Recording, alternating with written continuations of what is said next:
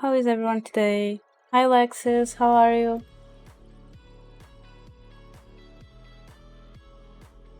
Also, I'm sorry for the scuff yesterday and that end of stream.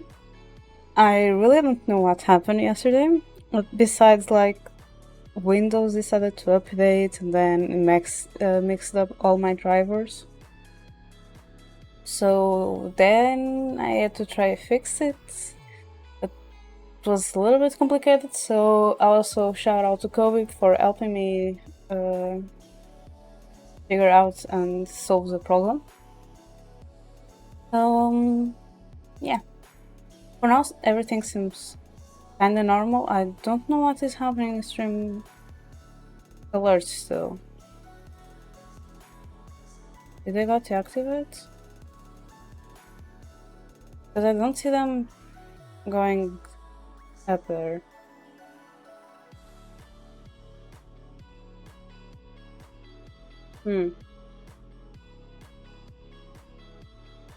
I don't know. Well, we'll see if I still get things notified or not.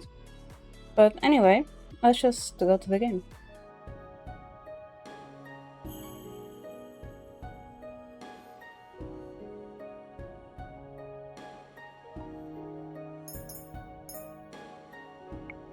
Yeah, I need to do something. Oopsie. Let me just do something because I don't know what's happening.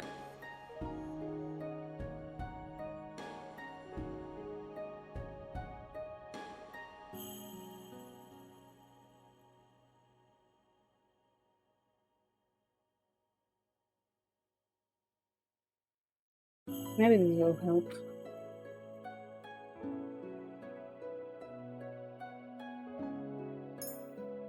Yeah, let's just go. What was happening? I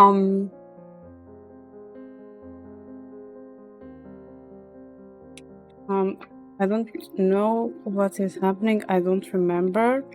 It's been 2 weeks. I was really tired, so let me just put cry because,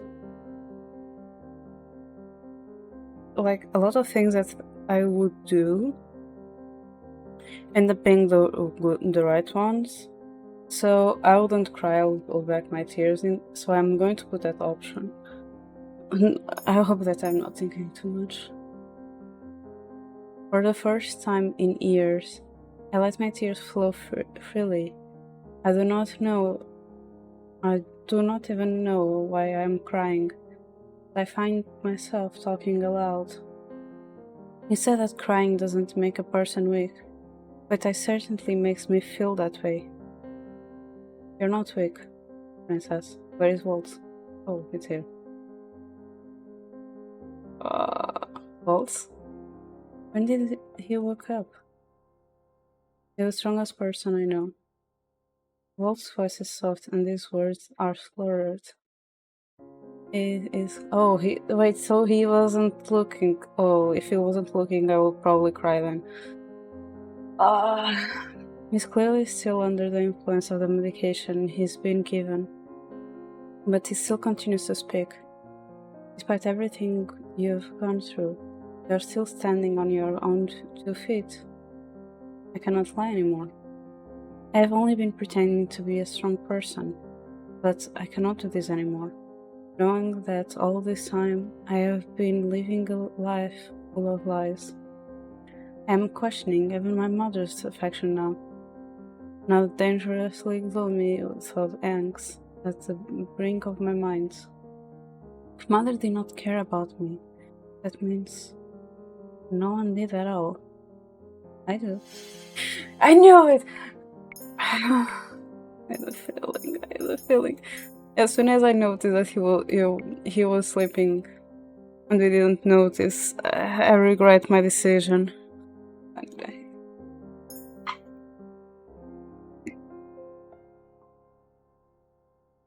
I reach up to rev them away as best as I can.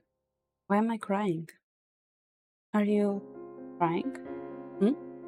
When did you wake up?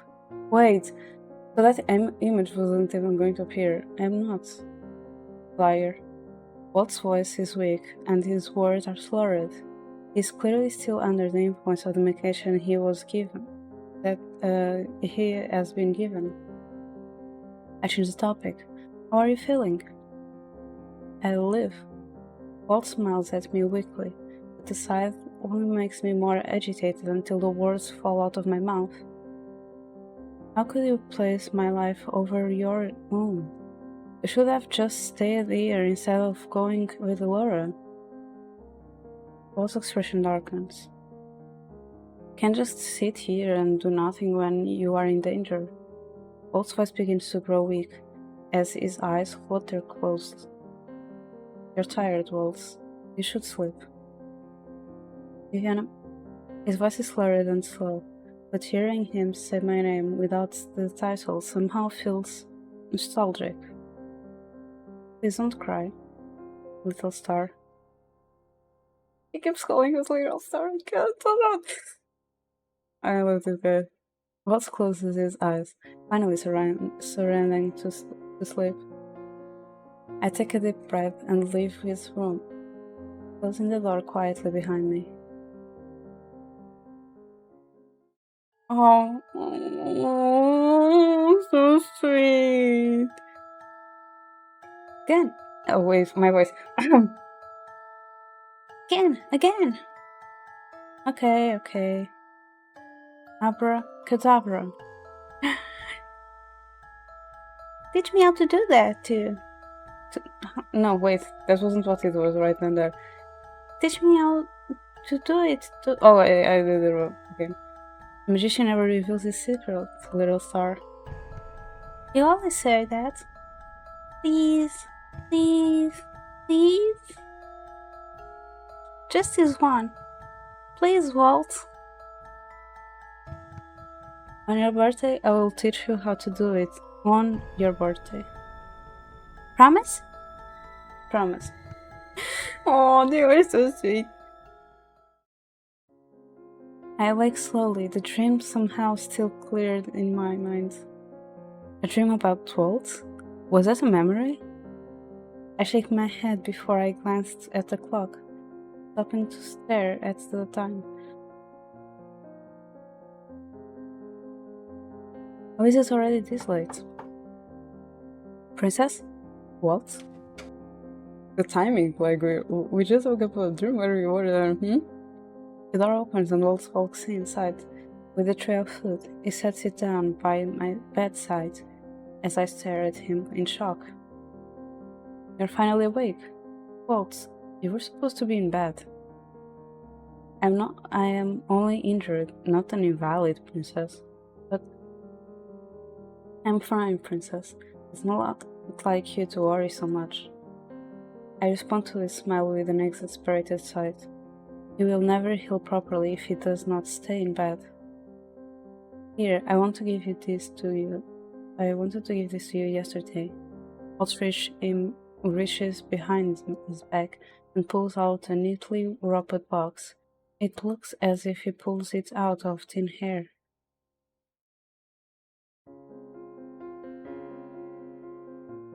Another magic trick? He hands me the wrapped box. What's this? You'll need to open it to find out. So pretty. Wait, so the toy that you wanted to buy, it was for.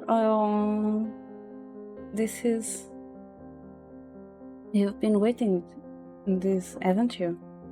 I stare down at the doll he bought for me. It is the same one that caught my eye at the shop. The reason he went to the toy shop was so that you could buy this for me? Yep. I'm glad it didn't get damaged last night. My chest tightens with emotion. These dolls are expensive. Waltz would have needed more than just his usual show tips to buy this. Why would you buy this for me? I figure you might want the extra company. Plus, you've always loved dolls, so I thought this one might cheer you up. I stare at the doll as I crackle her in my hands, my heart feeling full into my chest. Thank you. I have never gotten an unexpected gift like this before. What's clear is truth, and when I look at him, I notice that his expression is somehow sad. Lady Parfait told me that she and Laura told you the whole story yesterday. I have to apologize to you. For what? The reason why they didn't tell you earlier is because I asked that they keep it a secret. I looked down at the doll, my mouth suddenly dry. Why? Because I wanted you to enjoy having a normal life, even if it was just for a short time. Knowing the truth limits your freedom. I didn't want you to feel that pressure so soon. But I can see now that it was selfish of me to deprive you of the truth. I'm sorry. I clutched tighter at the doll, unable to look up at Waltz. Why would you be so kind without expecting anything in return? Kindness doesn't always need to be paid back. When you do something for someone, they will always expect the favor to be returned. That is what Mother told me. From what I have experienced, no one is ever kind without expecting something in return. I don't expect anything from you in return, Princess. But how can you know for certain that you are speaking the truth? Well, you can't. No matter what someone's true intentions are, their actions are always up for a different interpretation. So it will be up to you to judge their actions. Only you can decide whether or not to believe in me. I put my knees to my chest, curling up around the doll. I still do not understand how you can be kind to me. You told me yourself it was a Tenebran Baron that cursed you. That means my mother. Your mother was a witch that took away my magic and sealed it in Neverland. But that does not mean it is your fault that I am cursed. You are more than just Ildur's daughter, Princess. You are your own person, and I know for a fact that you are capable of more goodness than Ildur ever was. All gestures through my necklace. You're only 2 good deeds away from breaking your curse. I would not have accomplished this first one without your help. In fact, I have done nothing to help you break your curse. My voice trails off as my thoughts begin to come together. Waltz, to break your curse, you need to find Tinkerbell Neverland, right? What do they look like? Neverland is a gold box with a carving of wings on the top, and Tinkerbell is a matching key. I sit up abruptly. We have to go to the palace. Waltz stares at me, his expression clearly perplexed. What? Why? Because I know where to find Tinkerbell in Neverland. Yes, you know.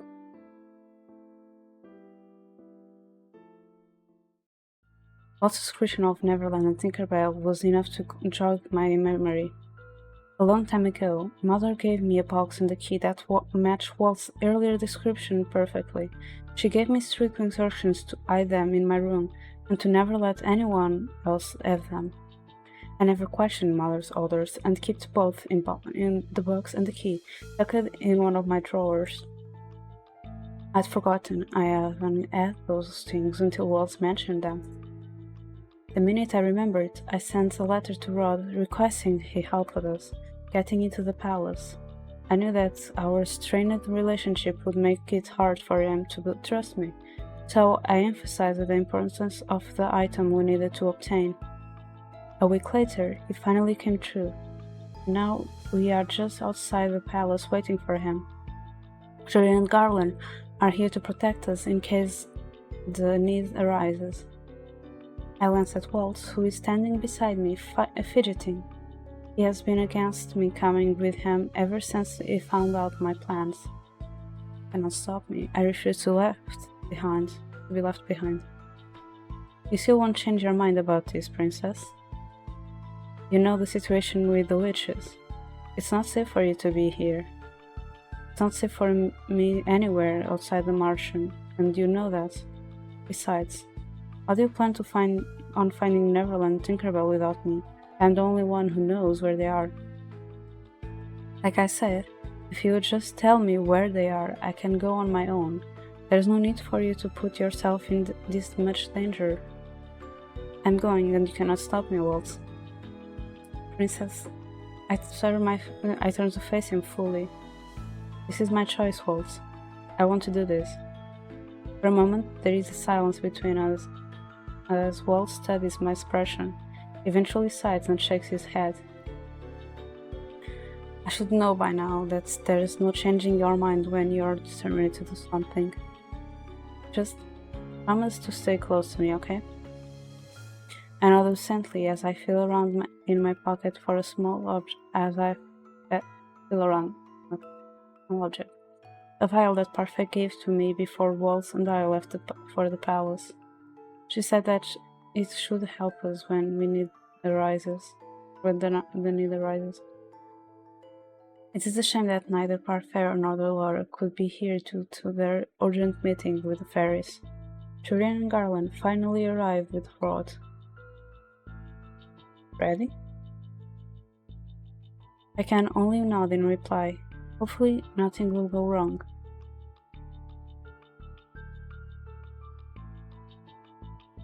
Hi Dinka, how are you? Did you finish your stream?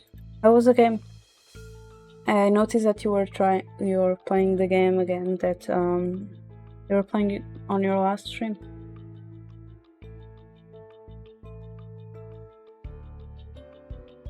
Did you have dinner already, or you just end stream and you are going?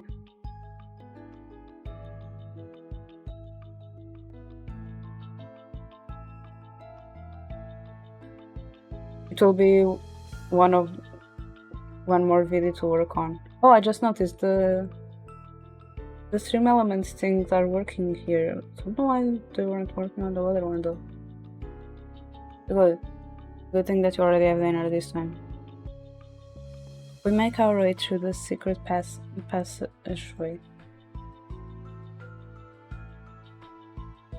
Yeah, it's not that, it's more like you've been working on a lot of videos lately, so don't forget to rest and take care of yourself properly. I've heard of this secret passageway from the king before, but this is the first time I have ever been here. They say that this was built as an escape route should the need to evacuate the royal family arise. Only the comrade and the Order of Caldera and the king know about this place. But how do you even know this place? How did you get the key? I thought that only the king and Sir Alcaster had copies. It was Lady Parfait who showed me this place and gave me the key. I can't leave the palace unattended on normal circumstances, so she should ask that I go through here whenever I need to get to the Martian. Then, how was she able to get a copy of the key? I should ask her that yourself. Anyway, you haven't told me what you needed from your room. It's an item that will break Waltz's curse. I see. Why did it take you so long to respond to my letter? The palace has been on high alert since last week. Why? Rod stops and looks at me. The hesitation is clear in his eyes. Did something happen? A week ago, the king received a letter, a warning. A letter? It said that 3 days from now, the king will be judged and convicted. His crown will be given to one more worth it. I stared at Rod with slow understanding. 3 days from now? But that date... Your 18th birthday. I continued to stare at Rod in disbelief. This cannot be a coincidence. But a new king? Do you think someone is specifically targeting my father? We all know that royals are always in danger. But this threat has made the king especially nervous. Are the witch involved in this? The silence that falls within the tunnels is heavy. I think there is a good chance they must be. That's why the Order of Caldera is tied in security. We continue walking in silence. Eventually, Rod points at something ahead of us. Here we are. The dim light of the tunnel illuminates a rusted door that leads into the palace. Rod looks around warily, while Waltz and I quickly duck into the shadows of the column. And yes, you need to rest, especially since you are also having work interviews. The guards will be doing their rounds on this side soon. We need to hurry. Right. The always are thankfully quiet as we traverse them. Rod did a good job of scooping out the times of patrol. Eventually, we reached my room. I stopped at the door to my room, studently overwhelmed by nostalgia. It has been so long since I have been in my room. Is this Emmeline's room now? No. By the king's order, your room has been untouched since you were cursed. Then, what has become of this room? I look at Rod in shock as he studies the door to my room with a complicated expression in his face. Thinkmates are sent here to dust occasionally, but otherwise everything should be just as it was before. But why would the king keep the room as it is if he does not remember me? I turn back to the door thoughtfully, then glance at Rod. We can handle the rest. You should leave before you draw any uninvited attention. I do not want to get you in trouble. Don't worry, we'll figure out a way to get back to that passage without alerting anyone. What? You've changed. What do you mean by that? You would never have cared about someone else's safety before. Rod turns to leave before I can respond. Be careful. Thank you. Garland, I will stand outside. Make it quick. Garland and I will stand outside. Make it quick. I nod at Turing before turning back to the door and turning the knob. I glance at Waltz and he nods at me. I take a deep breath and open the door. Rod told me my room has been untouched since I left, but I was not expecting it to be like this. Nothing has changed. Not the thing out of place. There is not even a speck of dust on the dolls of my shelves. Diviana? I'm confused as to why this room has been untouched. Certainly, the king would have thought to do something else with it. Or in the very least, he would not have made coming in inconsistently to clean it. But I cannot let myself linger in the questions. I have no time for them. We came here to find Neverland and Tinkerbell. I look at Waltz and nod. Let us start searching. Time passes, but I am only able to find the key. The box is nowhere to be found. Not even in the drawer that I remember putting it in. To think that you had Neverland Tinkerbell this whole time. Have you tried to search for it in my room before? I have, but I didn't find anything. She must have used the glamour magic to hide it from me. I stare at the key with frustration. I don't understand. I'm sure it was here. Are you sure you didn't throw it away? No, I would never throw away such a beautiful box. Besides, I keep most of my things. They are all valuable to me, even if they are not outwardly beautiful. I wouldn't have believed you if I haven't seen this. Why have... Okay, things are falling. Hello, Mr. Ghost or Miss Ghosto. Hello. He leans down to pluck a puppet from one of my drawers, holds it up with a smile, and I feel my cheeks hit in embarrassment.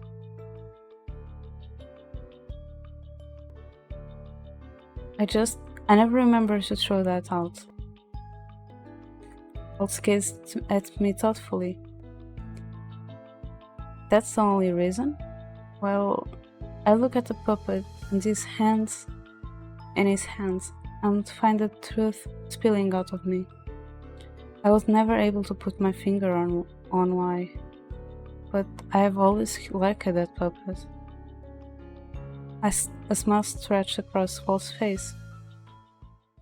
You keep it even though I did such a bad job with the sewing? What? You made this? Yeah, this is my first puppet I have ever made. Waltz turns the puppet in his hands, looking down on it fondly before his eyes meet mine. You are the one who taught me how to sew in the first place, you know. What? I was the one who taught him how to sew? I stared at the puppet. I probably kept it because you made it. How cruel, huh? Do you have any idea of what you're doing to my poor heart? Oh no! You seem perfectly fine to me. Walt shakes his head and sighs. Waltz? So dense. What? The knot begins to turn. Walt and I exchange glances before we both dart to different hiding places. I hide myself under the bed, and he runs behind the curtains, which more easily conceal his smaller body. The king? What is he doing here? When the king steps inside, I notice that there is something in his hands. That's the box, but why does he have it? I look at Waltz and he gives me a small nod, affirming that it is indeed Neverland. Who's there? Show yourself, now, if you don't want to get hurt.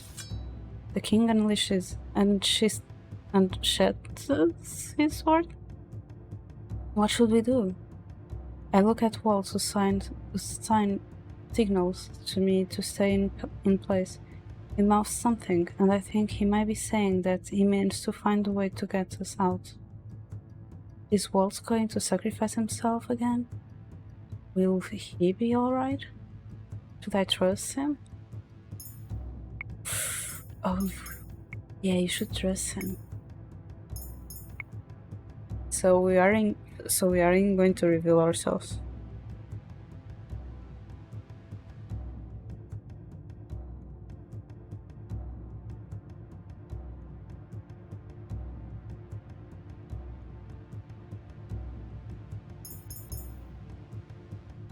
No, I cannot let him sacrifice again. For my sake, please don't tell me that this is the right one. Before Waltz can react, I slide out of my hiding place and stand in front of the king. The king's eyes widen as he looks at me. You're the girl from the gates. You remember me? It is more like I find it impossible to forget you. What? You have someone else here with you, don't you? My mind races as I try to think of what to do next, but Walt suddenly steps out from behind the curtains and bows. It's been a while, Your Majesty. Waltz?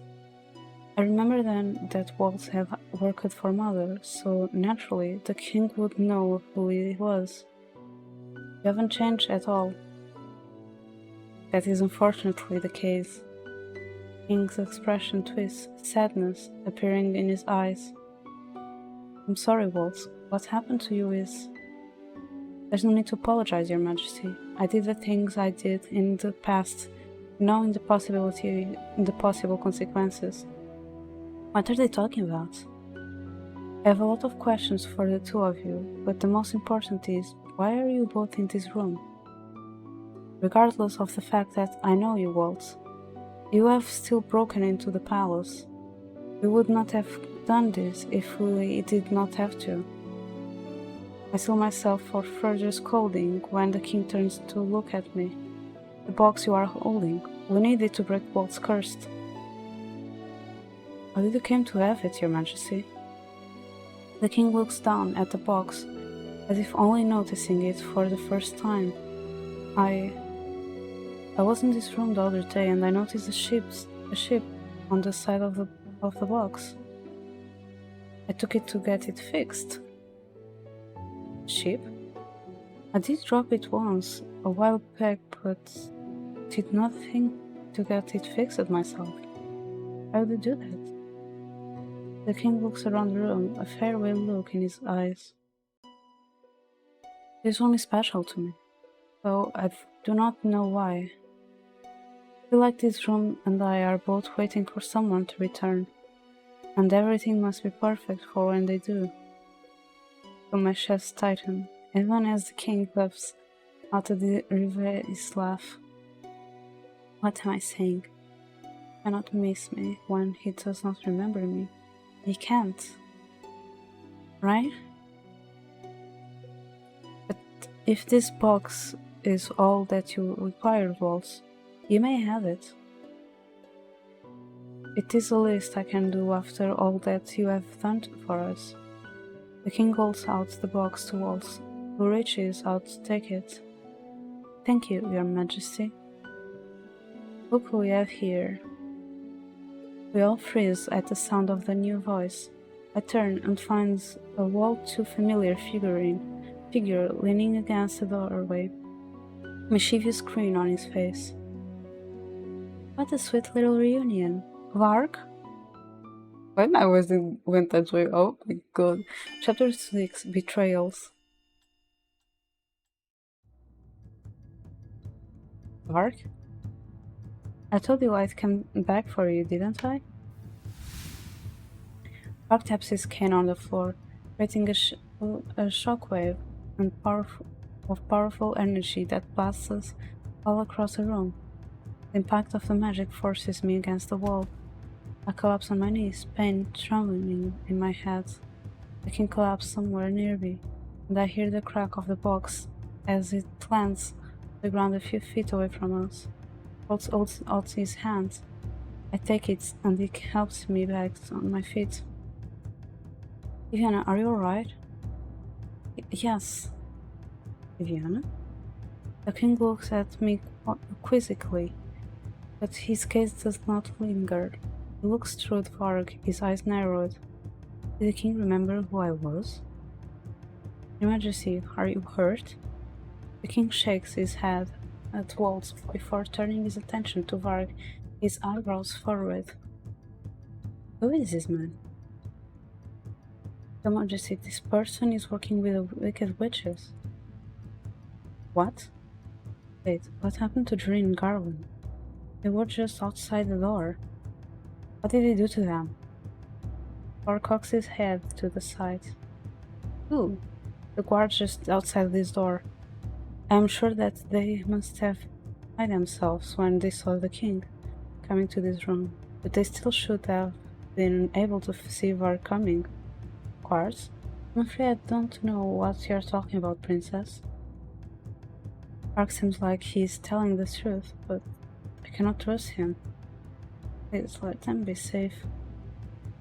I see Neverland a few feet from us.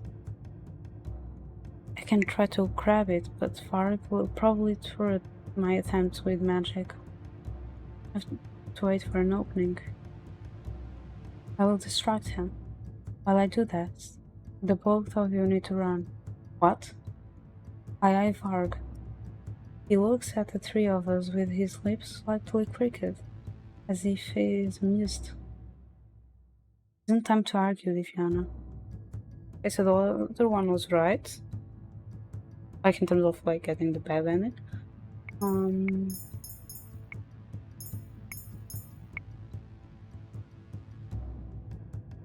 Now I'm going to stay with him because now it feels like another trusted thing. But I may be wrong too. I would want to stay. So I don't know what is going to feel to me.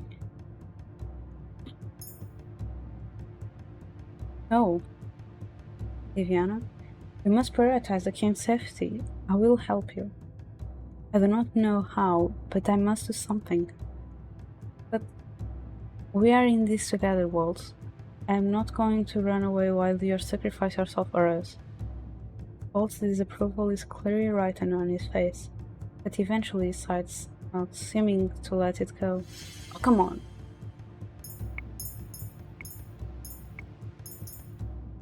Well, I actually also closed that out, so yeah, that's my fault.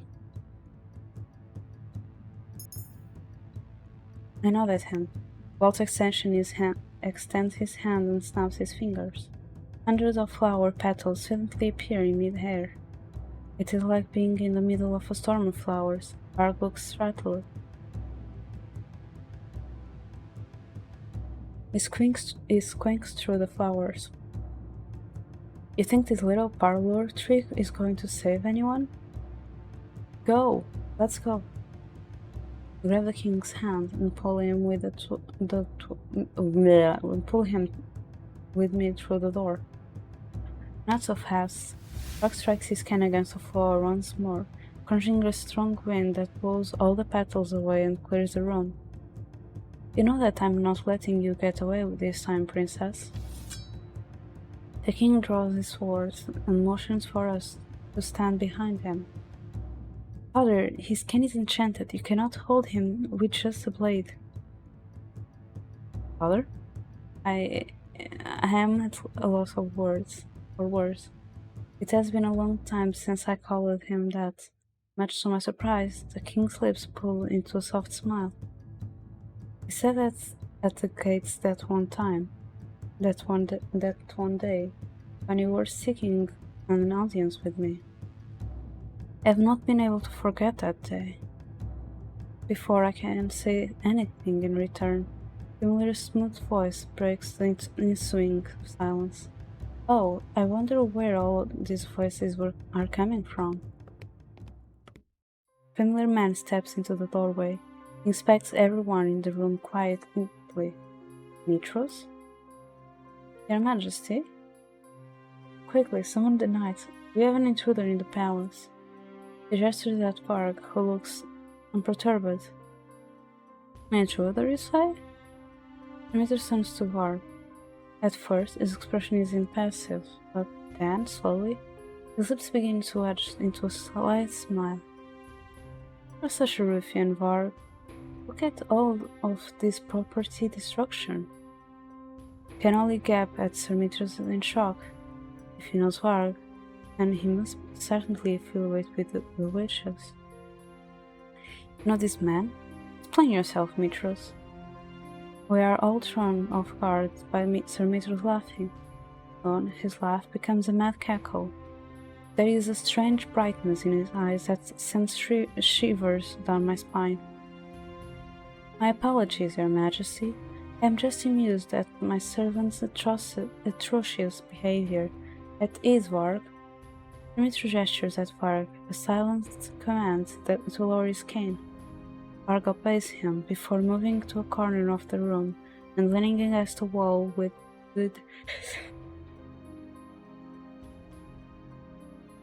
interest. Don't worry, Majesty, you're not the one we're after. What? Demeter turns his slight smile on me, and then instinctively take a step back. The princess is the lady we need to escort. Court? Princess? This girl is a princess? That's correct. It is a shame you can't remember your own daughter, even though she stands right in front of you. Enough with your vagaries. Explain yourself. The king's grip on the hilt of his sword tightens. I am not obligated to explain everything to you. Try thinking on your own for a change, Your Majesty. Mitros. Demetrius ignores the king's outburst and turns his attention to Waltz. He visibly stiffens as his slight smile turns into a grimace. And look who we have here. I see that the traitor has returned to the palace. Waltz stares at him, looking puzzled. Demetrius tilts his head to the side and offers Waltz a lopsided smile.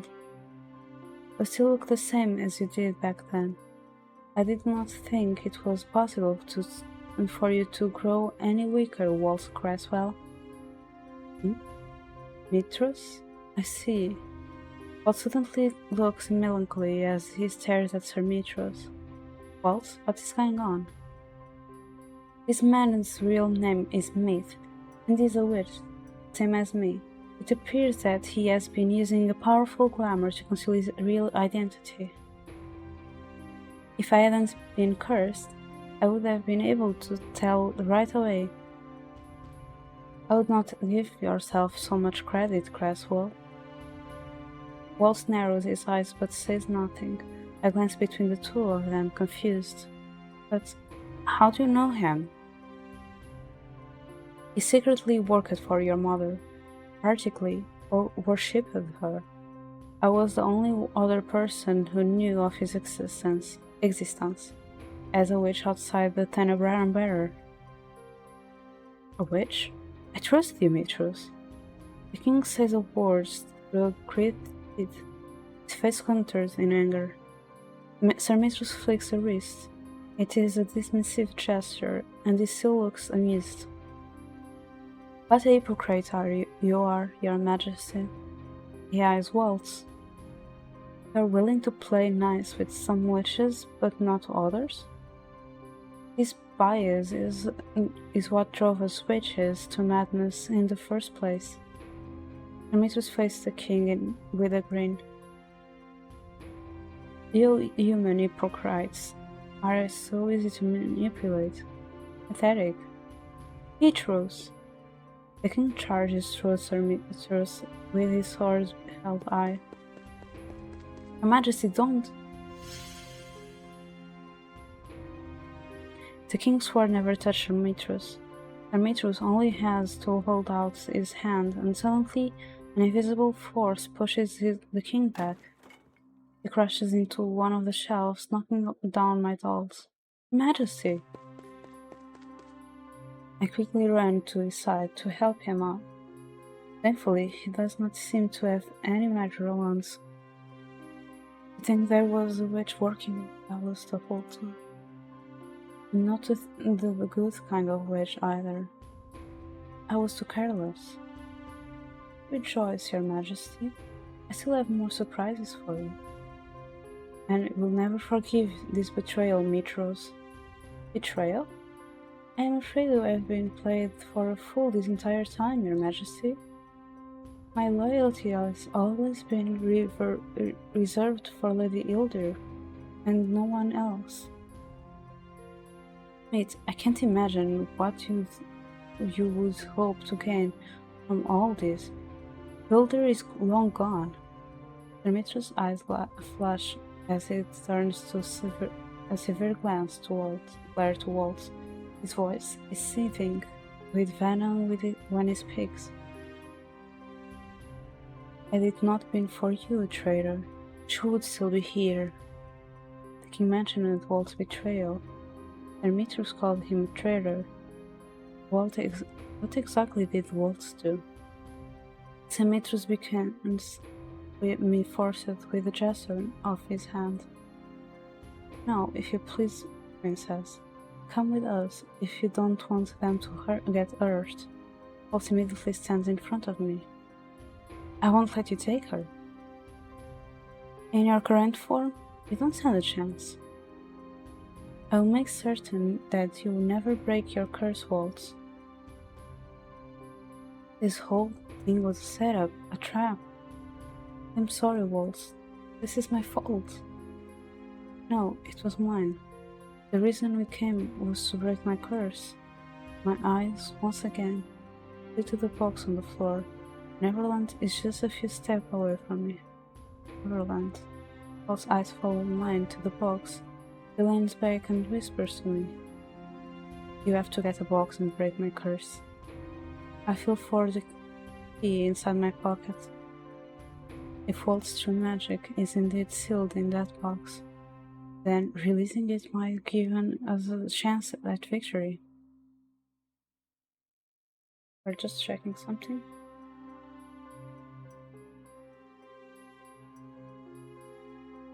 Amitrus and Varg do not seem to have caught out onto the fact that the object that will break Waltz's curse is right at their feet. Okay.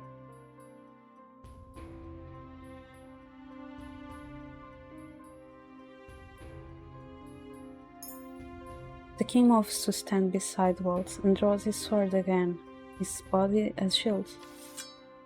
Your Majesty, I will not let you take this girl. You will have to go through me first. Can't do this. Viviana, I've always loved that name. I thought if I ever had a daughter, I'll give her that name.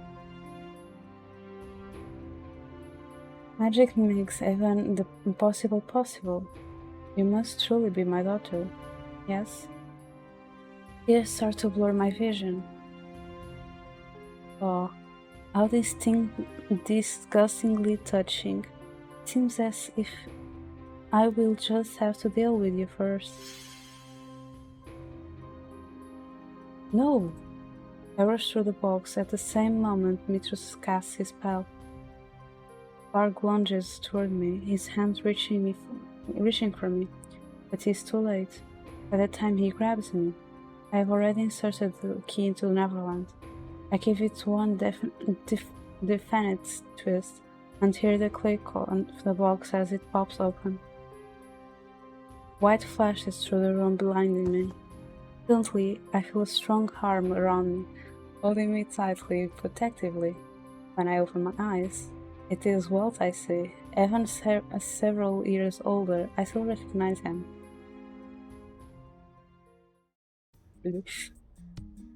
Oh, this is a new music. It's the first time I hear this one. Waltz? Hey there, little star.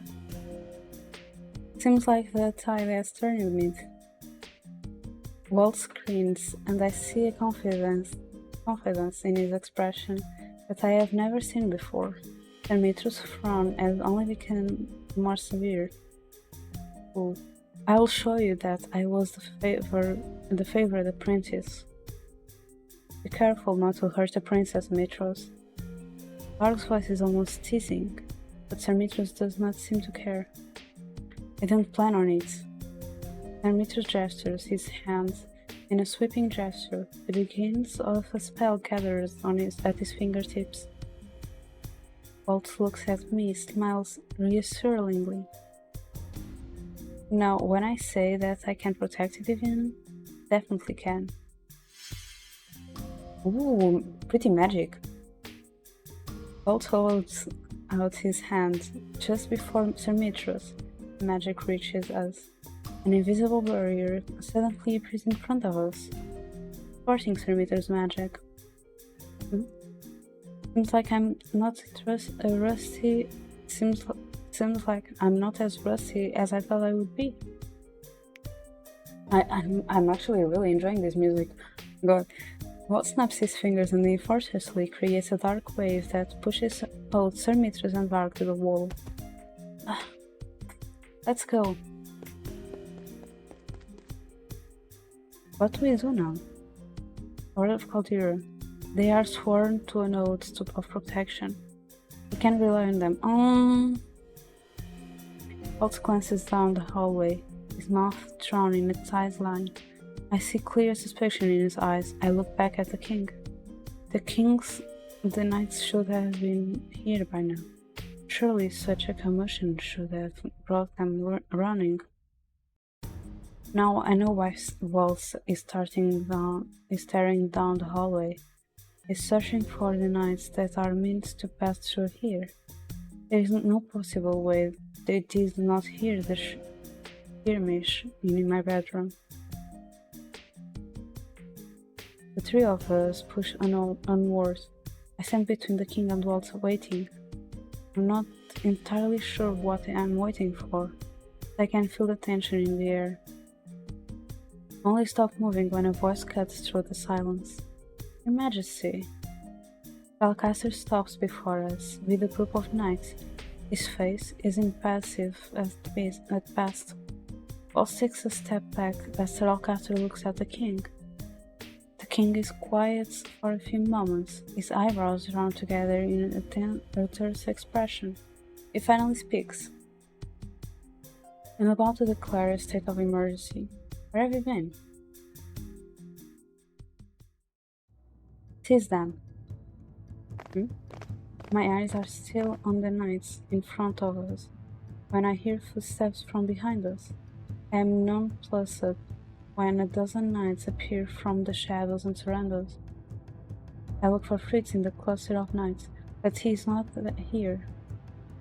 The king stares around him, stifled. What is the meaning of this? Could this be the reason why? What is happening? That voice. We all turn to watch the dining room doors open. Ophelia enters with Emmeline and Rod. Several knights trail behind and flank them on their side, leaving them no room for escape. Rod notices me and stares in shock, but says nothing.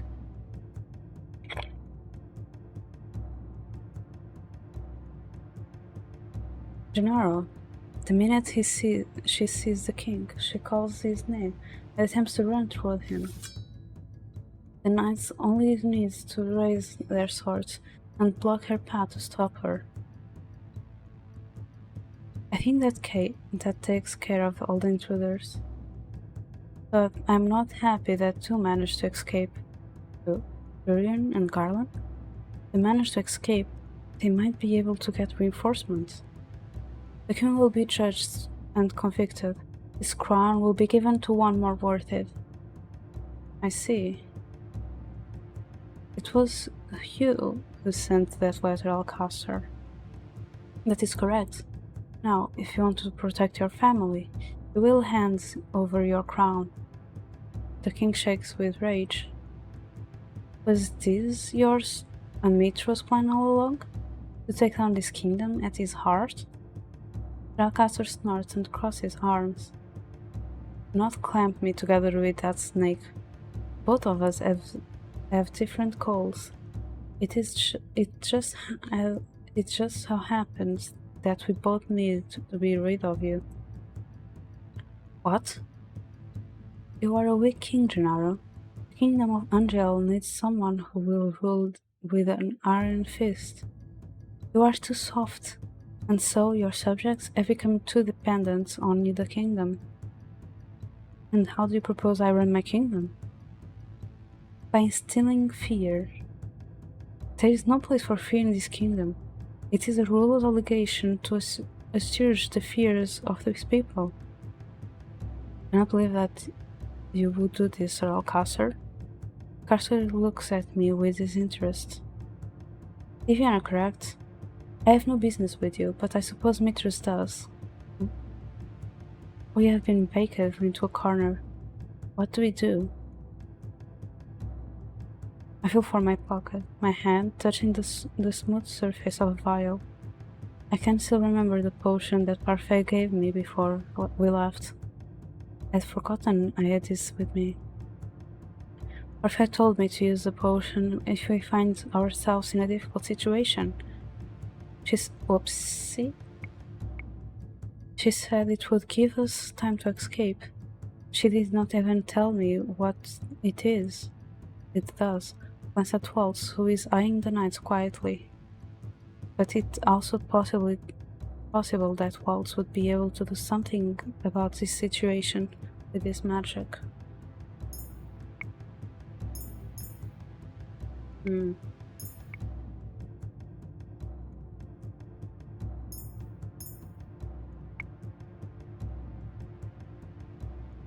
I will use Parfait.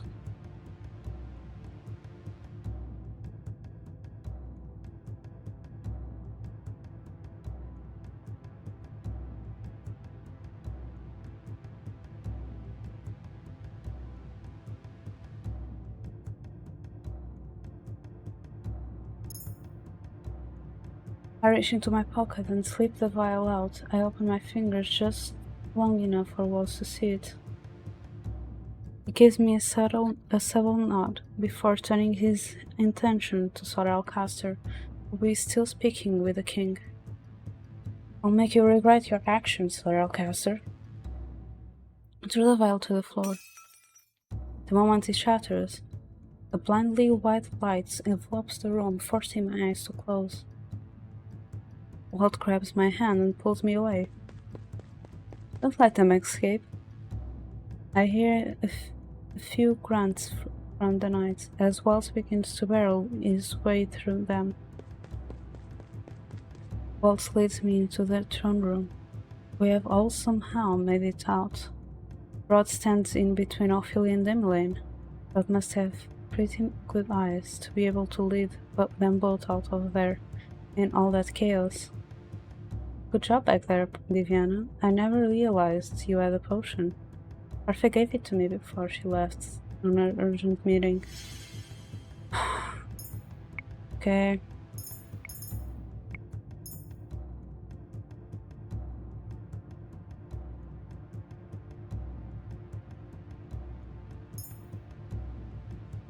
Waltz is here. I am sure he can handle them with this magic. I whisper my request to Waltz. He turns to me, his expression uncertain. He eyes the king and Sir Alcaster, then slowly nods. I think we've heard enough, Alcaster. Now, if you don't mind, we'll be showing ourselves out. Waltz gestures his hands through the hair. There are sparks followed by a large explosion that makes almost everyone in the room stumble back. The room is suddenly filled with smoke, making it impossible to see. This way. Waltz grabs my hand and pulls me away. But the king... Don't worry, he'll find his way in this destruction. Don't let them escape. I hear a few grunts from the knights as Waltz begins to barrel his way through them. Waltz leads me into the throne room. We have all somehow made it out. What stands in between Ophelia and Emmeline? Rod must have pretty good eyes to be able to lead them both out of there in all that chaos. Waltz collapsed to the floor. You can see bits of sweat rolling down the edge of his face. Waltz? Don't worry, I'm just tired. I haven't used my magic in a long time, and it's just taking more of a toll on me than usual. Why is this happening? Emmeline's eyes are filled with tears. Ophelia takes her into her arms and rubs her back in an effort to calm her. It's my fault. How could I have not foreseen this? Shireen was right about him. I should have listened to her. This is not your fault, Your Majesty. We don't have much time. We need to escape and tell Lady Parfait about it. It sounds like Julian and Garland were able to escape. It is possible this will soon bring reinforcements. Rod? You know these people? Rod is silent for a few moments, before nodding at her. Yes, they're my friends. Friends? Rod just shrugs at me. More than likely, he just wants us to play along. Waltz paces the room, his arms crossed as he tries to think of something. Waltz? Waltz stops pacing his scream. Had I not exhausted my magic earlier, I may have been able to open a portal that could transport us back to the Martian. Right now, I am too weak. I deflected at Waltz's words. The footsteps became more pronounced as the knights approached. They will be here soon. I take the vial out of my pocket and hand it to Waltz. Parfait gave me before she left. He told me to use it in case I ever needed to escape trouble. Waltz inspects the vial in his hand. This will work like smoke. It's useful for distracting enemies, but I don't think it will help as much now. Then I will surrender myself to them. With all their attention on me, you can safely escape. But Gennaro, Alcaster will not risk killing me. Even if he intends to rule with fear, The people will not let him get away with murder. The last thing Alcázar needs is rebellion. But please, I know what I'm doing. He smiles at us wanly. His eyes are silently pleading.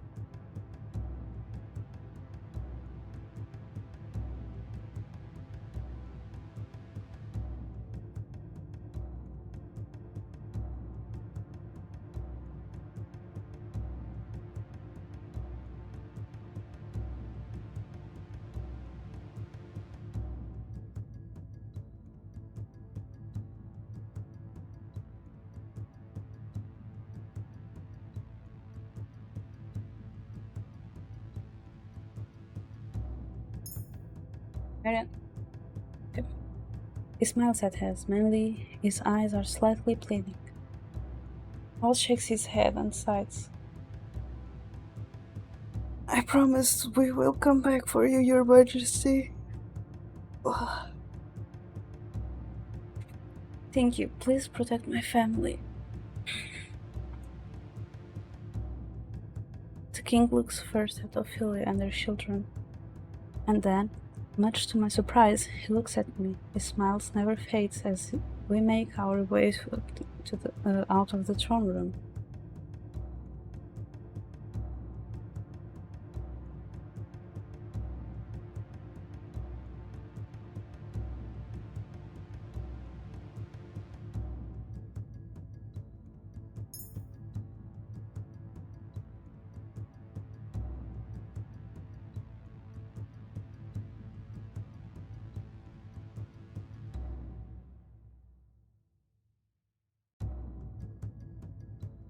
We stay on guard as we leave the room.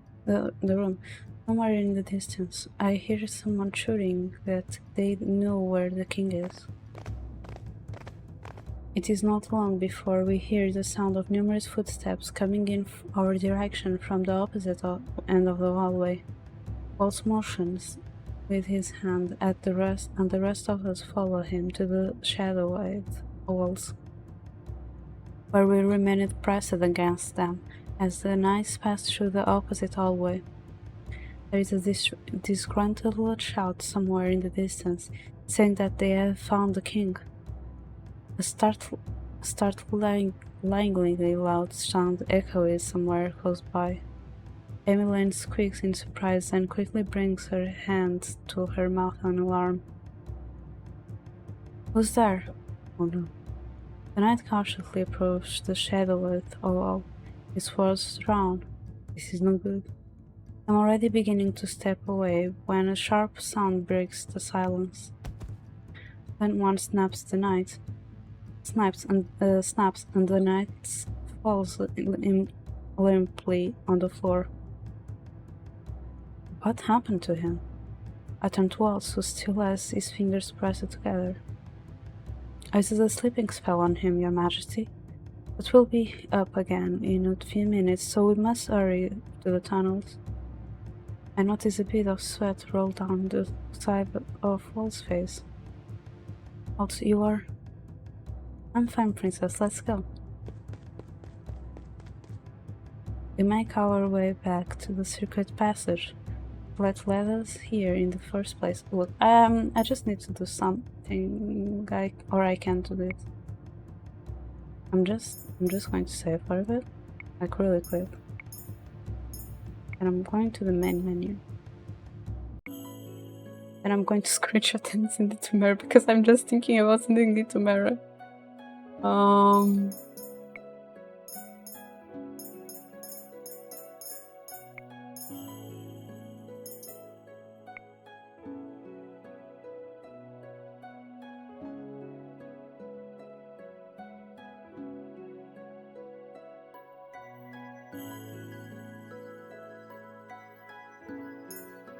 Okay, I'm done.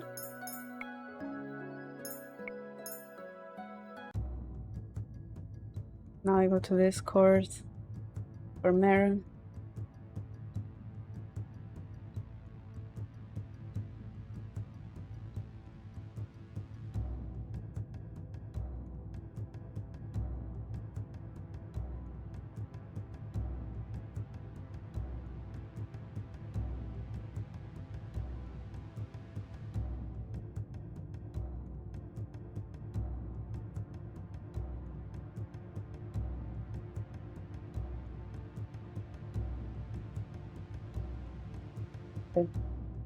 Again. We make our way back to the secret passage that led us in here in the first place. My thoughts shift to the king. I'm really worried about him. Waltz, are you alright? I am jolted out of my thoughts by Royd's voice. He's speaking to Waltz, who is now kneeling on the ground, breathing heavily. Quickly walk to his side and inspect his face. He looks worse than he was before. Sorry, I didn't mean to hold us up, but I think I'm just about at my limit here. Princess. Footsteps sound in the tunnel, and then I see Julian and Garland rushing toward us.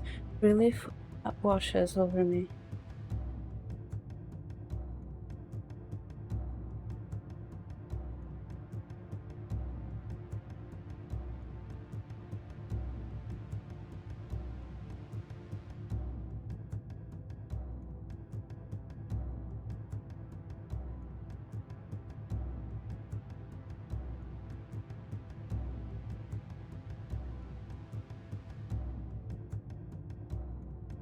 Julian, Garland. I apologize, Your Highness. We had to retreat after the knights surrounded us. We had to make sure we were not captured so we could come back and rescue you. He looks down and clenches her fists. It appears Alcaster has finally put his plans into motion. We had no way to contacting Lady Parfait or Laura, and considering how things were when we left, we had to go back again in hopes that we could still get you out of the palace. Where's the king? It's a long story, but right now, we need to take the royal family back to the mansion. What are you talking about? What do you plan to do? I need to go back for the king. The thought has been gnawing at me ever since we left him there in that room. He's the king, but I'm still this kingdom's crown princess, even if they do not remember me. I can't do that, Vivian. The king made this sacrifice so that we could escape. I need to be with him. Waltz tries to stand, but he hands up, collapsing to the ground again. Garland circles from the side and pull him slowly off to his feet. At first, I didn't recognize you, but now I see that you've broken your curse, Waltz. Waltz ignores Garland and continues to glare at me. There is something faraway in his eyes. I can't tell what he's beginning to. And I can tell that he's beginning to fade. Don't do anything stupid, little star. Those are his last words before he falls unconscious. I'm sorry, Waltz. I look at Carl and Julian. Please, take them back to the Martian. Tell Parfait and Laura what happened here as soon as they return. But Princess, I need to know what is happening. Demetrius needs me alive, and I have no idea why. And the king? I must make sure the king is safe. I run back through the tunnel and through the door before they can stop me. I make my way back to the throne room, but several knights have already spotted me before I can reach it. Halt! This girl was with the king earlier. We have strict orders to bring the rest of the king's companions back to the throne room. Come quietly, girl, if you don't want to get hurt, that is. I have no choice. I nod sullenly and allow them to usher me back to the throne room, where the king is. The king and I sit on the floor with our hands tied behind our backs. There are two knights standing by the door to watch over us. I look at the king, who remains as quiet and sullen as before. He has been so calm. Do you have a plan? Why is it that you choose to stay with me? I'm surprised when he finally breaks the silence, because there are questions I need answers to. Besides, I cannot just leave you here, I have many things I need to ask you. King Gennaro falls silent as he stares at me.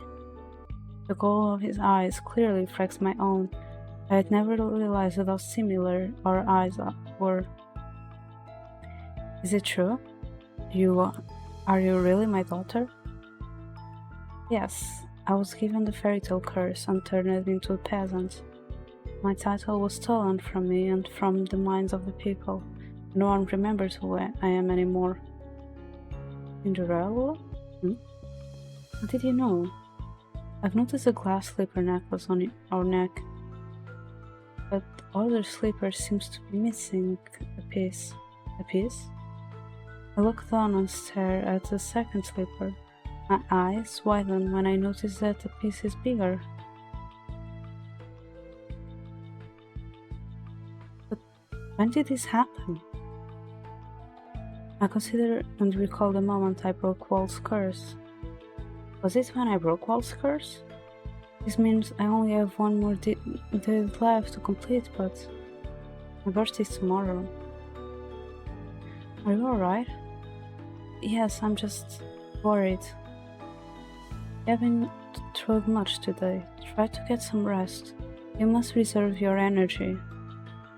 I'm unsure what he means, but either way, there is no way I could possibly sleep now. At least this is what I tell myself, but as minutes pass by, I feel my eyes getting heavier.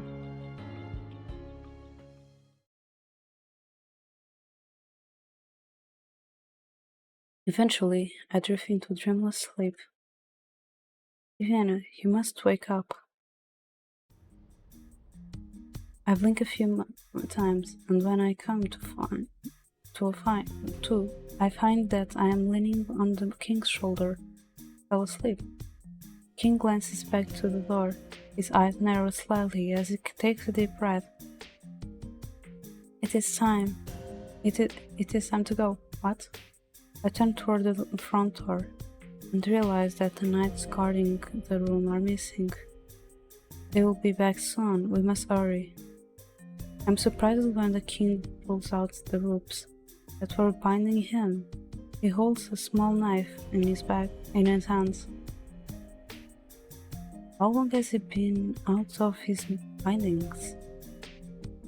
When did you free yourself? I think I've been sorely underestimated. I've been trained just as well as a knight. It goes without saying that I could get myself out of bindings. I'm not so weak that I need to depend on others to protect me. Sounds like something I would say. But where did you get the knife? They made sure to take anything we had that could have been a weapon. Would it suffice to say that I pulled it from a hidden spot? Not many people think to look in a person's boots. The king leans down to cut my bindings, then lowers himself to the ground. His fingers brush the floor. What are you doing? Finding the keyhole. Ah, there we are. He pulls a small key from his pocket and fits it into a crevice in the floor. The floor gives a gentle, audible rumble. The king pulls the tile from the floor, revealing a hidden staircase. There was a hidden staircase here in the floor? Escape routes, if one were ever needed. Only I know of its existence. Now we must go before they return. And I don't follow after him. The king sets the panel in place. as we descend down into darkness, the floor rumbles once more as the island pathway closes behind us. Both of us walk in the silence for some time. The only sound we hear are the echoes of our footsteps. I am behind the king, staring at his back. He seems to have already recovered from his earlier injury. Or he could just be pretending that he is alright. How is your back? It doesn't hurt as much now, thank you for asking. Balancing his shoes once again. It's getting awkward. Maybe I should say something. Yeah, I'm just going to stay silent.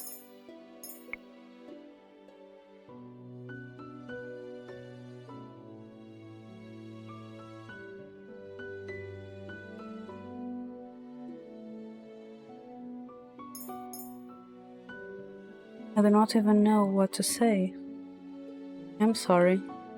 I'm surprised when the king suddenly speaks. For what? I'm not sure. I have this feeling that I've done something to hurt you. Have I? It was what you did not to do that hurt me. I was a bad father, wasn't I? I have been wondering for a while. If you were indeed my daughter, why would you address me by my title? Do you not call me father? I stop in my tracks and turn away. It has been years since I called you that. You were never there for me, so I stopped considering you my father. A deafening silence falls upon us. I'm sorry. Can you tell me why you distance yourself from me? The king looks at me silently, with something like regret in his eyes. I want to slap myself for my foolish questioning. I apologize. I forgot that you do not remember me. You know, I have learned many things since I have been cursed, but the things I have learned do not answer my questions. I thought that by staying here I would finally chance upon some answers, some truth. I have always thought that only mother loved me because you were never there for me. I'm sorry, I cannot give you the answers you seek. Well, I can understand why you would hate me. I'm a witch daughter, after all. Hilder? You know what transpired in the past? You mean with mother? Hilder threatened to kill the person I loved if I did not marry her. She threatened to kill Ophelia. The king looks down, his face contoured with anger. Orpheus said that mother already broke their rules long before she took over the kingdom. Her aunts were already trained with blood. I won't let any more of my loved ones die in her hands. I had no choice back then. I married her because I refused to let her hurt Ophelia. I hated that woman for ruining my life and my kingdom. You know, I recall when he apologized to Waltz for something that had transpired in the past. Can you tell me who Waltz is? Waltz? He was Hilder's apprentice. He was powerful, considered the second strongest among the witches. Really? He was a child's prodigy. That is why Hilder ordered his family killed when they refused to give him to her. Waltz didn't find out about that until much later. Mother killed Waltz's family? I cannot believe this. Just how many lives did she take? When he did find out, he betrayed Hildir. He divulged her plans to the fairies and helped them defeat her. I gave him a copy of the key to the secret tunnels, so that he could deliver it to the Lucy's bearer. But that is how Perfect had a copy of the key. Then Ilder cursed him for betraying her. I do not know how you two know each other. It is fairly obvious to me that he is loyal to you and cares about you. He was the type of person that expressed that loyalty plainly, so I can tell. I do not know why the king decided to comment on such a thing, but my cheeks are suddenly warm. You care for him. Do I?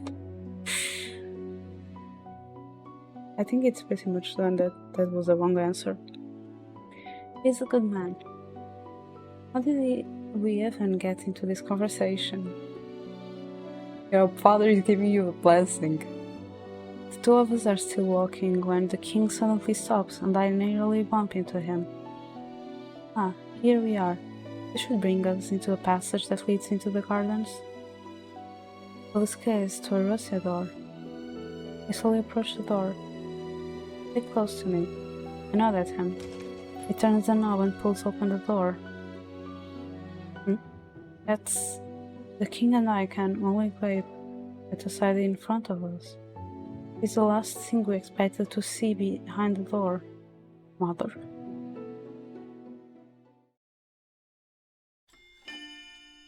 Chapter 7. The Witch and the Crystal. Let me see, since it's like a new chapter. I feel that I cannot trust my eyes, because it is indeed Mother standing before us. She looks the same as when I last saw her. Like she has just been sleeping all of this time. What is Ilder doing here? That's the crystal I'm turning around. She looks like she has been trapped inside the crystal, but how? No, she passed on 4 years ago. It's impossible. A lovely surprise, isn't it? The king immediately moves to stand in front of me, and Mito saunters towards us, with a wide smile on his face, looking unperturbed. Isn't she exquisite? Even in slumber, she is still so beautiful. What is the meaning of this, Mitros? When Mitros does not answer, the king reaches for his knife and frowns. What exactly are you and Alcaster planning? I am offended that you are associating the two of us. My goals are different from Alcaster's. My only wish is to see my queen again. Alcaster's is the one who is after your throne. What are you going to do with Mother? I plan to revive her. What? I stared at her meters shocked. Revive Mother? Is it even possible to bring back the dead? She's still alive, dear princess. My queen is only sleeping. A link to the Tenebrarum has allowed her to survive all of these years. She infused the last of her power in the crystal and merged it with. She was wise, yet, even as its lights grows dimmer, so too does the light of her life come close to being extinguished. Once you have fully accepted your role as a new wearer of the crystal and Tenebrarum, a link with it will be severed and she will die. That is why I need you, princess. I need your powers to bring her back to life. What? On your 18th birthday, you will inherit the crystal's powers, and with that power, you will revive my queen. Isn't this what you've always wanted? To have your beloved mother back? It is true that I have always wished for Mother to come back, but Lauren Parfait told me the truth, and now? That is the last thing I would bet.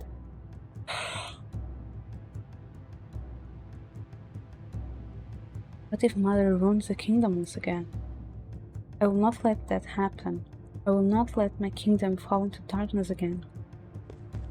The king charges towards Hermitros with a knife in his hands. Demetrius easily sends him flying backwards with a flick of his wrist and the magic spell. The knife falls to the ground, a few feet from where I stand. Your Majesty! I am about to run to him when Varg steps out of the darkness and points his sword at the king's throat.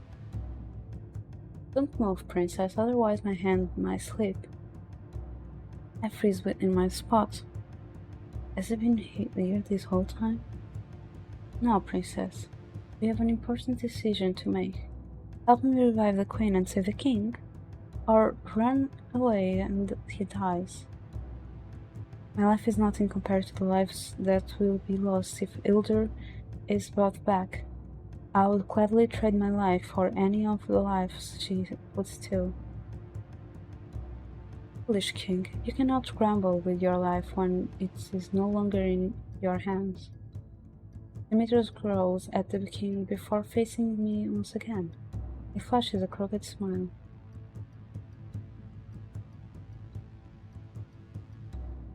It's a stretch.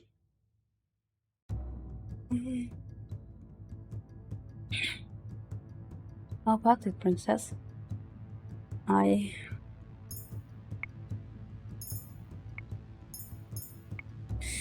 Ooh, to be honest, I don't know if I should agree or decline. I first thought is agree.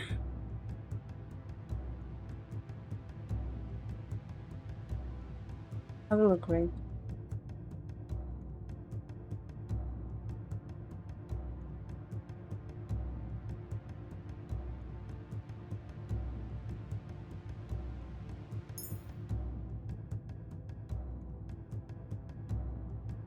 I may not have a good relationship with the king.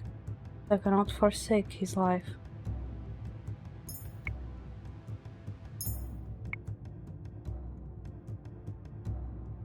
Fated, I know that's Sir Demetrius. I will help you, Demetrius. A decision, princess. Viviana, don't. The king suddenly cries out in pain as Varg plunges his sword into his arm.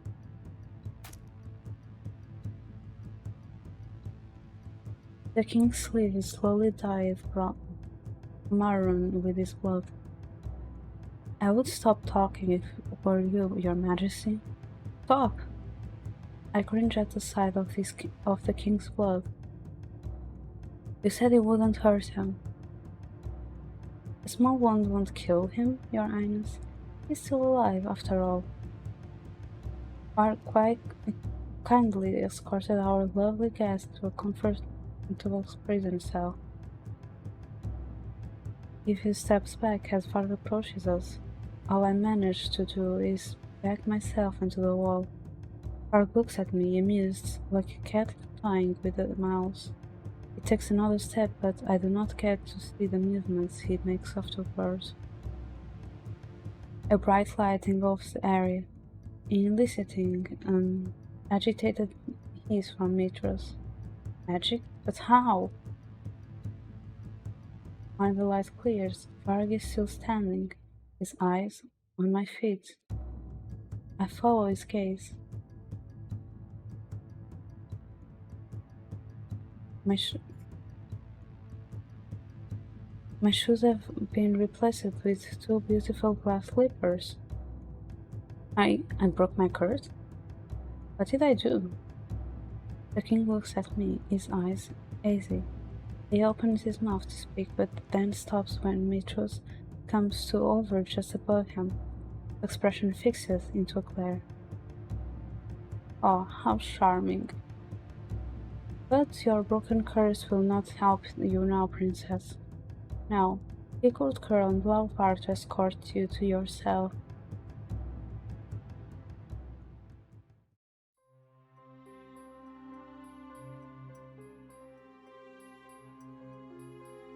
Or take us to one of the prison cells and lock us up. This time be a good girl and don't try to escape. I scowl at him. He only smirks in response. Feisty as you always. He flashes me a lopsided smile before taking his leave. Diviana. The king collapsed to the ground with his back to one of the walls. I quickly ran to his side so that I can inspect his wound. Does he have anything I can use to tend to his wound? I noticed something in one of his pockets and quickly leaned forward to pull it out. A handkerchief. It is small, but it will have to do. I take the king's handkerchief and wrap it around his wounded arm. I'm sorry, your injury is my fault. The king cups my cheek and turns my head so that I am facing him. The gesture is so gentle, it moves me to tears. Oh no, this music is never good. Father should be the one to protect this child. Always. His face is twisted in pain as he stares at me, eyes bringing me with tears. I see the recognition in his eyes. Having reunited with my father like this makes me realize that I still cared for him. Please forgive me. I already have. The words have a great weight on my heart. It is as if the ice that I have been shrouding it for a long time is finally melting away. Without another word, my father throws his arms around me, wrapping me in a warm embrace. The first time he has ever hugged me. The tears fall brimming in my eyes, and soon I am crying as I bury my face into my father's shoulder. I'm sorry. Please forgive me, my dear daughter. He stayed like this for what seems a lifetime, kneeling against each other and crying, silently asking for forgiveness. Once we are more relaxed, I sit down beside my father and tell him what has transpired since I was cursed. His expression becomes darker with every word that I speak. I have suffered so much, and I have not been able to ease that suffering in any way. No, my life as a commoner showed me things I had never appreciated before. It was more fulfilling than my life in the palace. The moment I became cursed might be the first moment I started truly living. I take a deep breath as I contemplate the question that has been in my heart all this time. Your Majesty, have you ever loved me? I am terrified, but still I force myself to look right at the king. I have always loved you, Diviana. I value you more than my own life. You are my everything, my daughter. I blink at him, my eyes filled with tears. I've wanted so long to hear those words from you. You loved me. Why were you not there for me? Why did you let mother do this to me? Was it because it was her daughter? I was her daughter? It is true that you are her daughter, but you are also mine. I don't even remember how we... Oh. Ugh. His voice trails off, and he avoids my eyes. He sighed softly. I was put under a spell that night. Months later, you came along. I thought I could never bring myself to love you. Not when you were the witch daughter. But you were different. She was darkness and you were light. And then she corrupted you. Hilda forbade me to get close to you. She was afraid that I would influence you to betray her.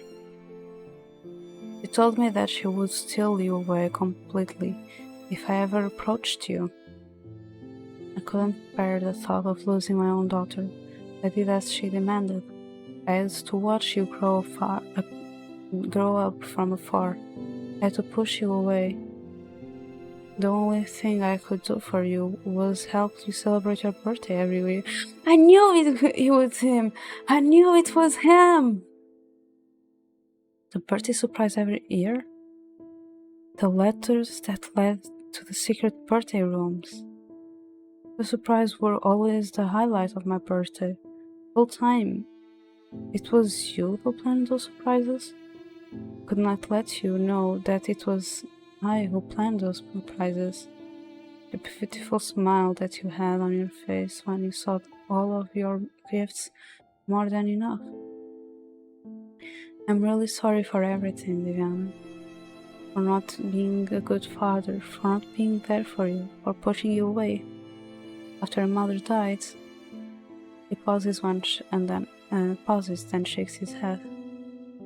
After I thought she died, I thought I may make it up to you, but I failed miserably as your father. You were right, so far away. You were already so far away from me.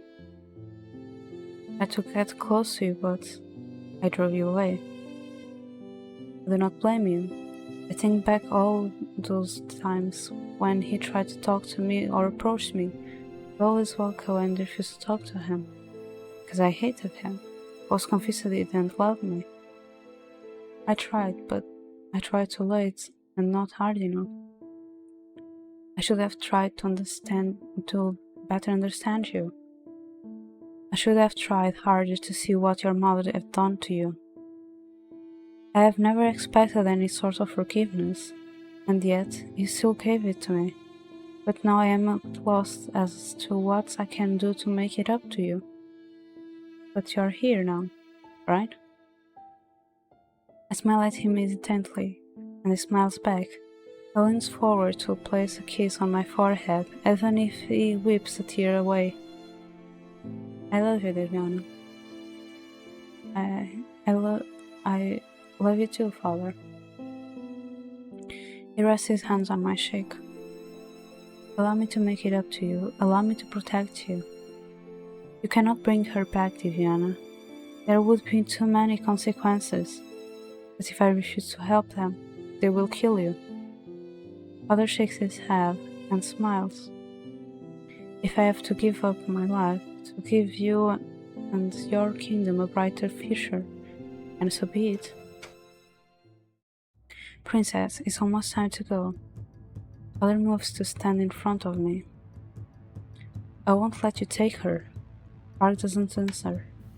He silently taps his can to the ground, creating the same energy force as before, sending Father into the wall with an invisible force. Father staggers back to his feet and gazes me with the plainest expression. Don't do this, Viviana.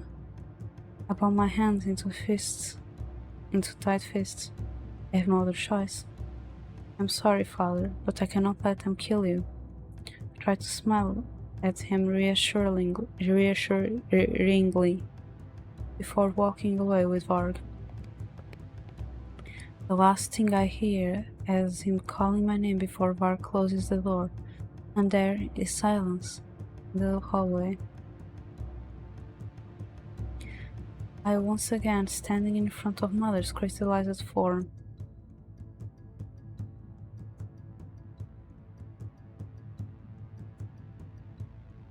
I was just checking the time. It is time, Princess. Now put your hands over the crystal. I stare at my mother's crystallized form in silence, but fear takes hold of my body. I think I'm going to end stream early, like in more or less 1 hour, because I'm starting to feel my throat hurting. Time is of the essence, Princess. I do as commanded and set my hands on the surface of the crystal.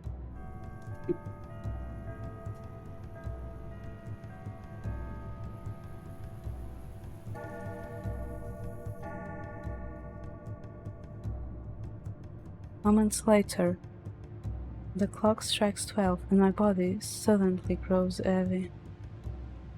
A strange force begins to flow through me. What is happening? I tend to pull my hands back, but to no avail. Not only are they heavy, but they feel as if they are glued to the crystal. Even I struggle to move. I feel my energy dimming as the crystal grows brighter and brighter. Yes, yes. I blink a few times as tears begin to sting my eyes. I bit my lip in an attempt to keep myself from falling unconscious, and the effort only makes me taste blood. Viviana. Hmm? Hello! Out of the corner of my eye, I catch a glimpse of Waltz by the door, his hand glowing as he prepares to cast a spell. Waltz! Waltz's eyes meet mine, his expression contorting in anger, and he turns to glare at Mitros. This is madness, Myth. You're too late, Waltz. Just a little bit more, and the energy transfer will be complete. And my queen will be free from her prison. I won't let you do this. Waltz releases his spell and at Mitros, who quickly conjures a shield to protect himself. I feel so weak. I feel my knees giving out. The next thing I know, Waltz stands beside me with a dagger. It drives the edge of the dagger into the tenebrarum surface, cracking it slightly. And then I am free. Waltz catches me in his arms, just before my body hits the floor. Stay with me, Viviana. My body relaxes when I feel his arms around me. I squint up at his face, but his features are blurry. I have to blink a few times to clear my vision.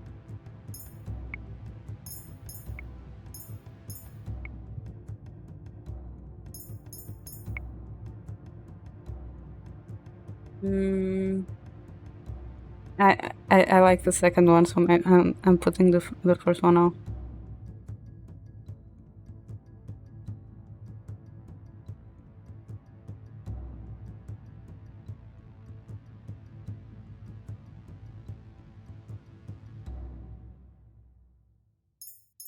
I knew you would come. Thanks for trusting me. Oh, come on. The other one sounded more like teasing, like as it is.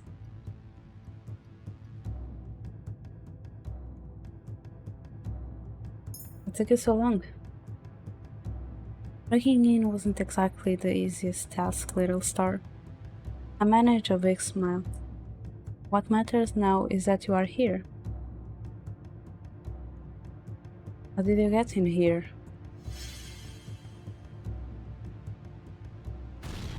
What? It looks like we made it just in time. This feels really close to the end, but there are still 3 chapters left. Parfait steps through the hole in the wall that her outbursts of magic create. She looks sullen. You. How dare you show your face here? You who tried to kill her, my beloved queen. Kill? Mitros raises his hand to cast a spell, but Parfait quickly freezes him in place with a flick of her wrist. I am surprised, but then I realize that Parfait is Lucy's bearer. Even in her weakened state, it seems she is a force to be reckoned with. She turns to face me with a weak smile on her face. As the bearer of the crystal Lucy, it is my duty to stop Hildur, such as my goal even back then. Even when the two of us were dear friends. While Parfait speaking, Park slowly moves forward with his cane. He seems just about ready to bring it down to the ground when Parfait turns in place and casts a spell. The magic hits the cane head on, shattering it on impact. Park, however, seems surprisingly calm. It's a good thing that wasn't the only weapon I had, huh? Park suddenly charges through Parfait. Something silver and sharp glints in his hand. Parfait doesn't even move as she casts another spell, knocking Varg back against the wall. The knife in his hand clatters to the ground. Varg staggers back to his feet. The mask covering his eyes falls from his face as he stands. When he looks up, I feel blood turn cold. Fritz? Park wags his finger at me, his smile crooked. Maybe I look like him a little, but you can surely think we're the same person, can you? I clutch Walt's shirt between my fingers as I stare. Everything begins to feel hazy once again. What is going on? Viviana? Viviana! I hear my father's before I see him. When I turn, he is limping towards us, with a painless expression on his face. I can only assume that he somehow made it out of his cell, or that someone helped him out. Walt's arm is still there to support me as I walk through my father. Father reaches out, touches the top of my cheeks. His warmth makes me flinch. You are cold. I'll be fine. Father clenches his fist and turns to Mitros. It's over now, Mitros. Not quite. A bright light suddenly surrounds the Tenebrarum, and the whole room is engulfed with white.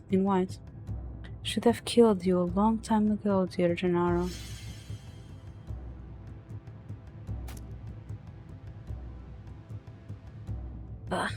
Father!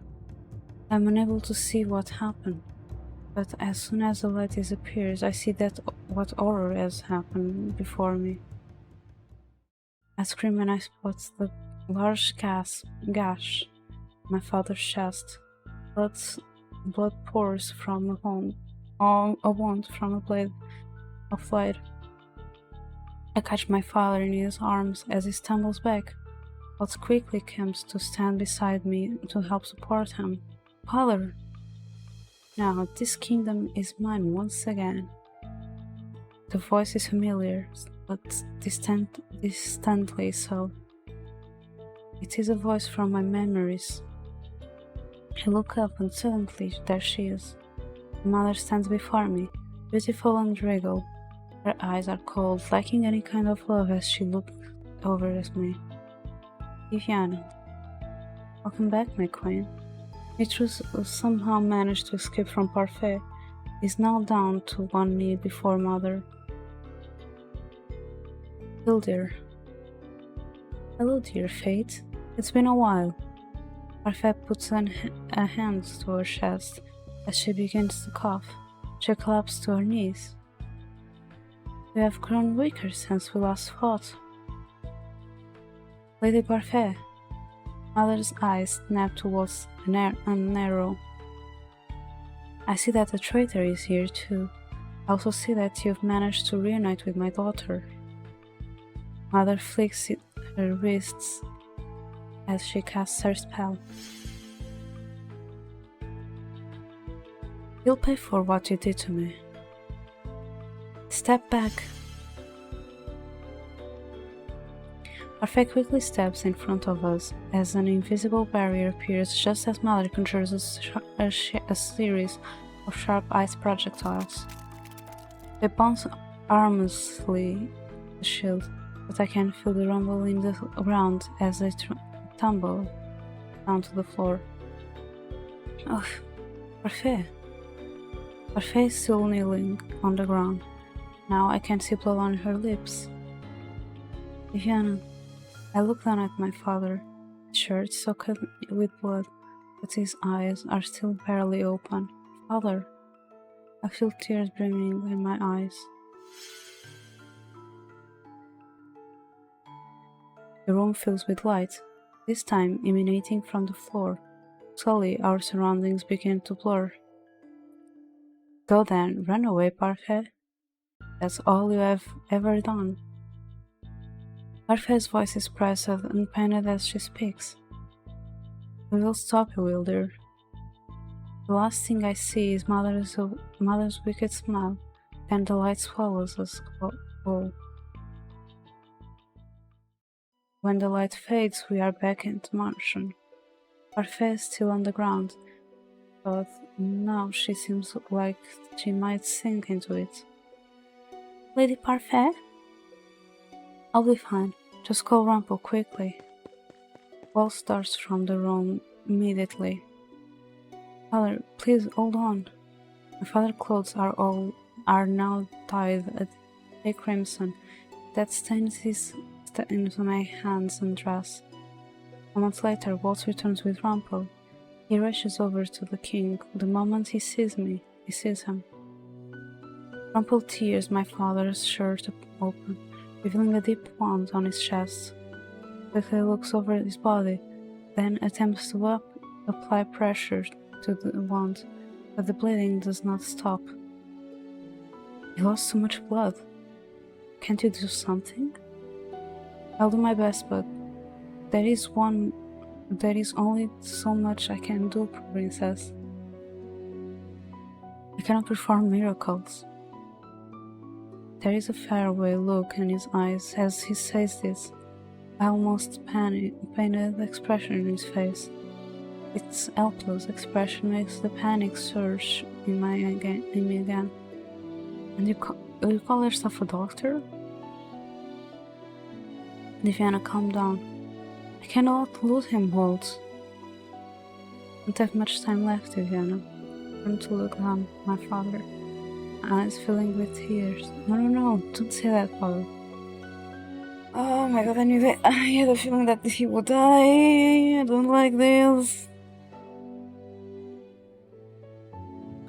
I want to see you become queen, but it seems that this is the end to me.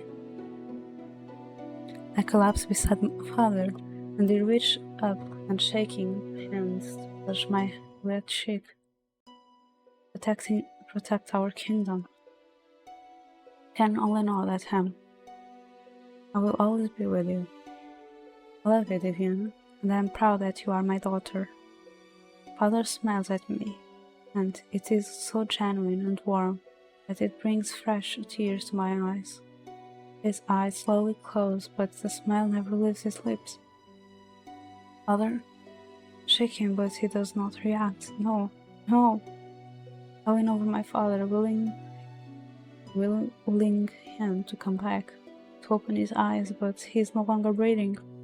For the first time in my life, I cry for my father.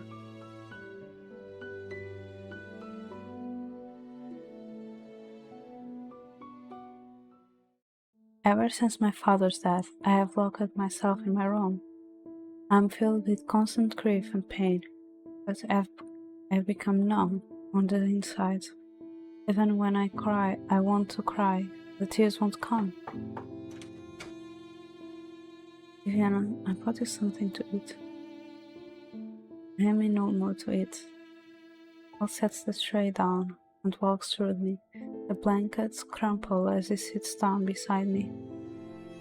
Slowly, he wraps his arms around me and strokes my hair. What happened wasn't your fault, Viviana. He did what any father would do for his daughter. He did not deserve to die the way that he did, and not by mother's hand. I know. Rub my fingers into Waltz's shirt. I do not want to lose anyone anymore, Waltz. Waltz continues stroking my hair. You'll be fine, I promise. For now, you need to rest again. I'll be here by your side until you will fall asleep. He plants a kiss on my forehead, and I close my eyes, releasing his warmth. Waltz's hold is firm but comfortable. I sink into his arms as I fall into a dreamless sleep. Days later, the palace announces his father's death. It isn't long before Alcasar is given his crown. The announcement of his ascension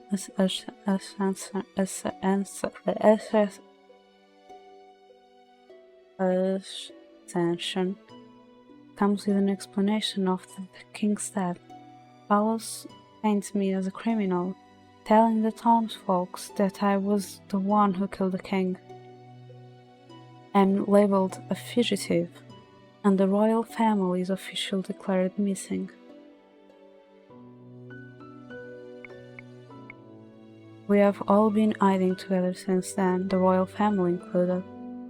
Now, it has been 2 weeks since father died. The longer time moves on, the more aware I have become of the one gaping realization. Mother has not yet shown herself to the public. What could she be plotting? Place my hand over my heart, willing the pain away. Every time I think of Mother, I remember those swords of light that went through my father's body. Enough time has passed, even though I am suffering losses. Cannot stand idle. I have a promise to fulfill. Protect our kingdom.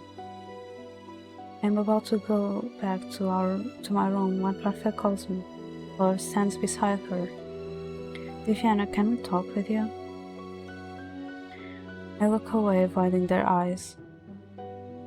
What is it that you want to discuss with me? It's about the Tenebrarum. Despite Hilda's revival, it appears that the crystal's light is still dim. That can only mean one thing. Hilda is still weak. Still weak? Hilda was absorbing all of your powers when we found you. We interrupted the process. The crystal was not able to absorb all of the magic you now possess. That is why she is still weak. Also, there was something else that bothered me about the crystal. Something odd. Odd? A bearer has a very strong bond with their crystal, a mutual relationship of sorts. But that bond was absent when she returned. What are you saying? It seems as if the crystal is seeking their bond. What? It seems even the crystal knows that Hilda's time has come and gone. Princess, the crystal has already chosen you as its next bearer.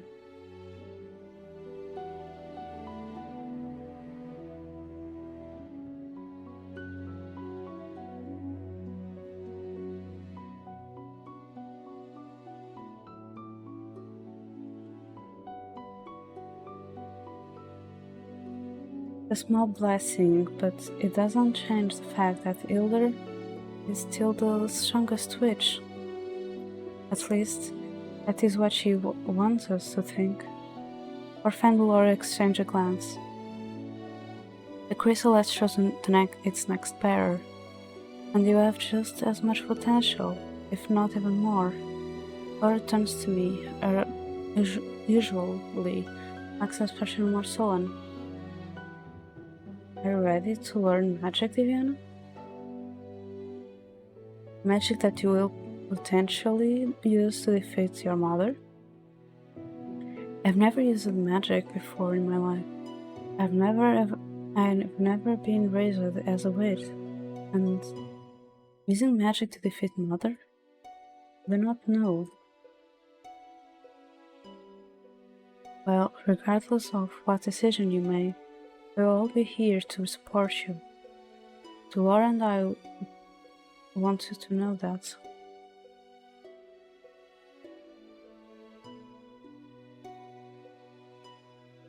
I was just checking something. How is that they are still willing to help me when I was the one that caused this whole mess? I need some fresh air. I begin to walk through the door when I see Ophelia walking in from the tavern. Our eyes briefly meet, and she opens her mouth to say something, and stops when I shake my head. I do not want to hear her blame me for my father's death. Certainly, that must be what she is thinking. Ophelia frowns, but does not speak. I quicken my pace, almost running as I head into the forest. The night is silent and calm, and the only sound I can hear is gentle swell of the grass as I step through it. Mother is back because of me. If I hadn't revived her, Father would still be alive. How am I supposed to face everyone knowing that? Waltz has been trying to cheer me up. While I appreciate his company and concern, even he cannot help me to come to terms with my mistakes. I hear footsteps behind me. Turn to see Waltz approaching me with a frown on his face. Viviana, please, I'm not in the mood to listen to your reassurance again. I do not need you to tell me again that this was not my fault. Viviana, your father don't want to see you like this. I didn't know what my father wanted. I snapped at him without meaning to, not bothering to hide the irritation in my voice.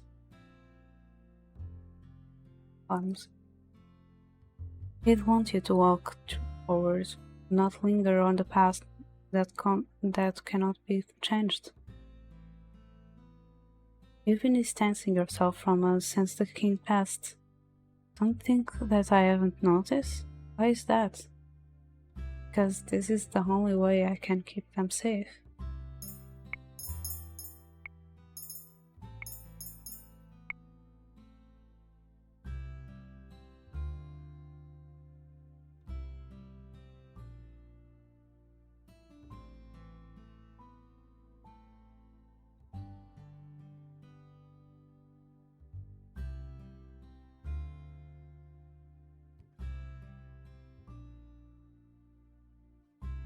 What are you talking about?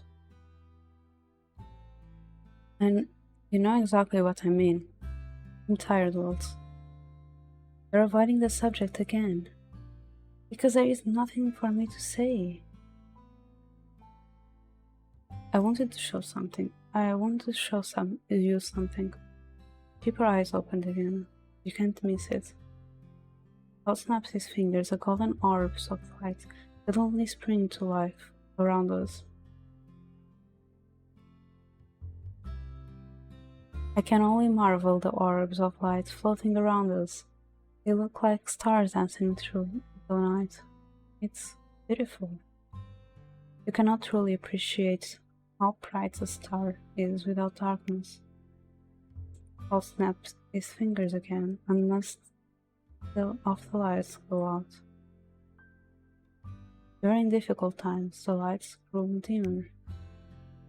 Snaps again until only one light remains. When you're all alone, it grows even dimmer still. There are things that you cannot do on your own. Otherwise, you risk snuffing your own light out. Another snap, and the golden orbs return. This time, in great numbers, the lights are brighter than they were before. You're not alone, Viviana. I love you, and it hurts me to see you suffer alone like this. Aww. My heart is pounding, so I fear it might escape my chest. In this moment, it feels as if time has stopped, and it is just the two of us. All I can see is Waltz. As I stand here staring at him, I come to a realization. I love him. When did this happen? After a few moments, I realize that it does not matter. I stand up on the tips of my toes so that I can keep Walt's face in my hands. I move before I can think, leaning over to place a light kiss on his lips.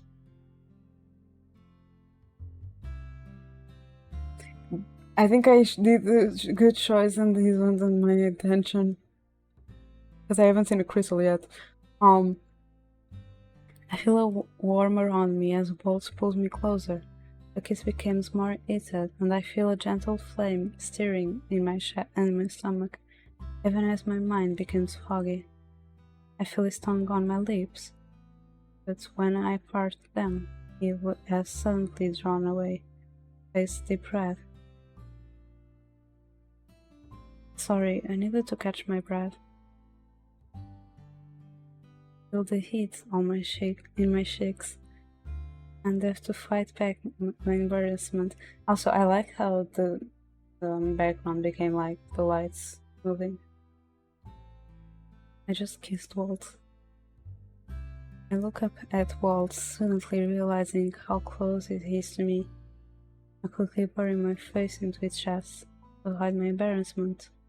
Our chest rises and falls with his gentle laughter. You're so cute.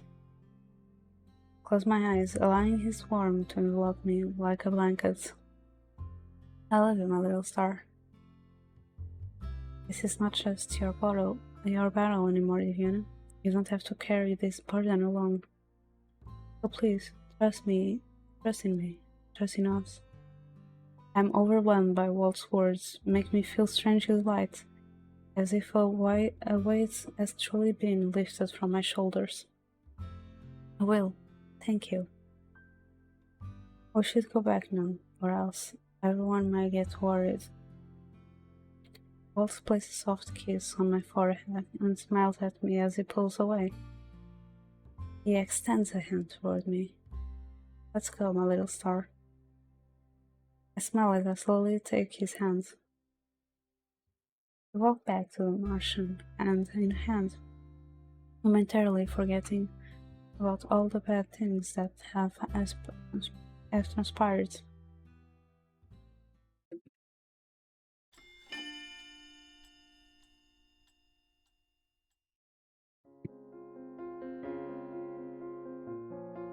As we need to.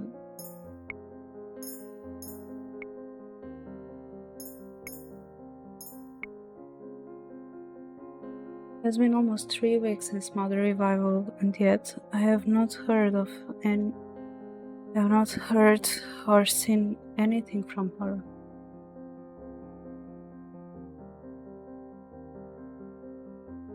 What are you planning to do, Mother?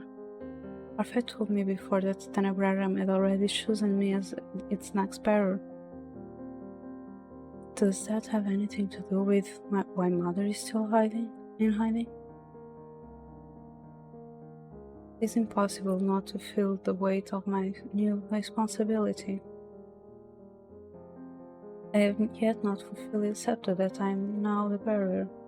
I cannot run from this responsibility for long. The Tenebrarum bearer's duty is to work alongside Parfait to balance the light and darkness of the kingdom. That balance had only just begun mending before Mother's student revival. For nights, I have been wondering if there is some other way to stop Mother without fighting her. A small part of me hopes that perhaps Mother can still change. Think about that, and then remember how Mother so artistfully killed Father as soon as she had been revived. She was sleeping for 4 years, but that did not change her mind. Even now, I can only assume that she still means to make this kingdom suffer. It feels as if my heart is twisting itself into a knot. I gasp when bright sparkles fizzle to life in my hands. I clench and unclench my hands, making deep breaths and calm myself with water.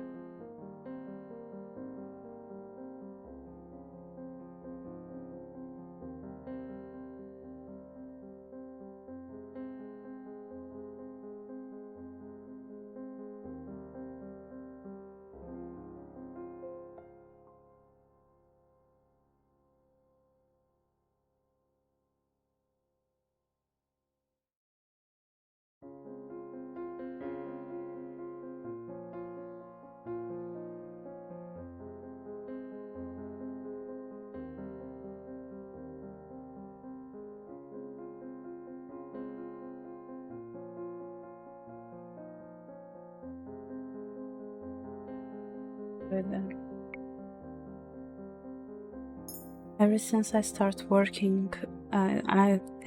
start trying to work with magic, it has been activating on its own. Where is my? Whenever I feel any sort of deep emotion, some type of electricity sparks in my hands. It is all I can do to try and keep my emotions in check. The last thing I want is to accidentally burn down the Martian or hurt anyone inside of it. Laura and Waltz have both agreed to start teaching me how to use my magic. For the last few days, the forest near the Martian is served as the training grounds.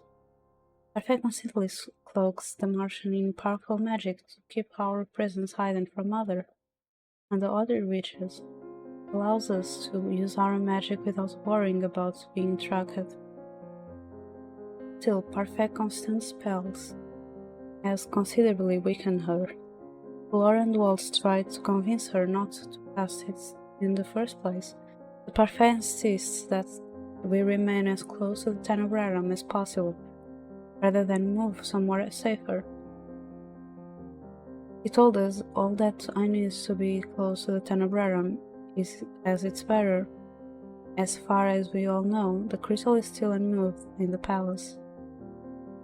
I know that the chance I will face Mother in a battle of magic is extremely high.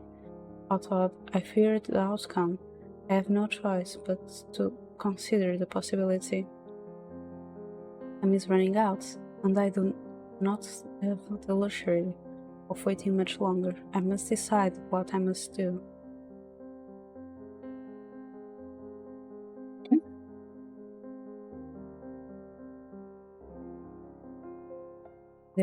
They all believe that I am the only one who can stand up to Mother, even with so little practice. Last night I told Parfait that I would make my decision the next day, and that would tell everyone what I have decided. Now is the time for the decision. When I step into the reception room, everyone is already there waiting for me. I catch Walt's eyes first. He cocks his head over so slightly, his lips stretching into a warm smile. I nod at him and smile back. Take a deep breath before facing everyone. This is the first time I have spoken properly with everyone since my father's death. Before I tell you of my decision, I want to apologize for everything that I have done and for everything that has happened. Mother is back because I was a coward, and Father died because I was weak. Vivian, Ophelia is the first to respond. It wasn't your fault, dear. I stared down at the ground with my hands clenched. I tried to will my anger away, but only managed a few deep, stealing breaths before I could look up again. I brought Mother back because I feared that disobedience would have them kill my father, yet in the end he was still. The image of my father's smiling face flashes through my mind. I cleared my throat. Promised him that I would protect Angel, and that is what I intend to do. I will do everything that I can to protect our kingdom. Spoken like a true queen, the words are shocking, even more so when they come out of Dolores' mouth. Queen? Why do you seem surprised, Princess? You know you are next in line for the throne. I hadn't even thought about being the next ruler. I'm not even sure I have the right qualities. Can I really do this? I wanted to see you become queen. Protect our kingdom. I cannot let Father down. I have to do this for his sake, but the kingdom comes before the crowns. We'll take the crown if I can win it back.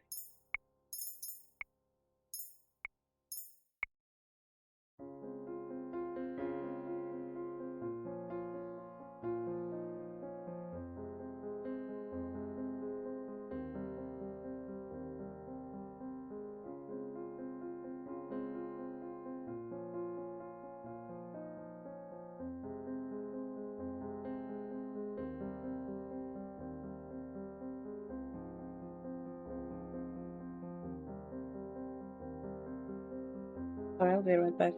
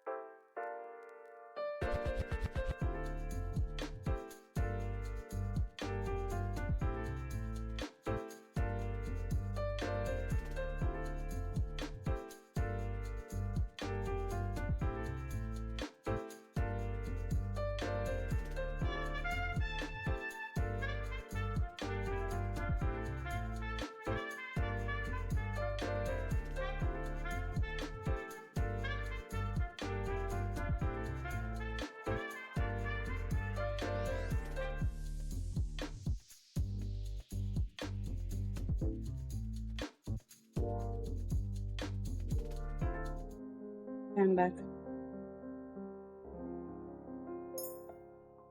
I'm not. Right.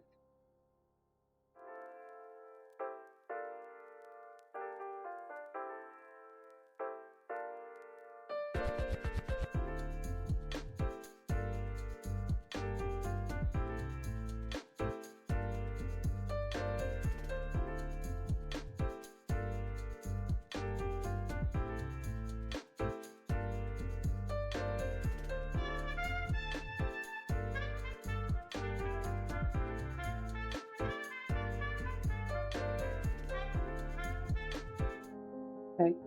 So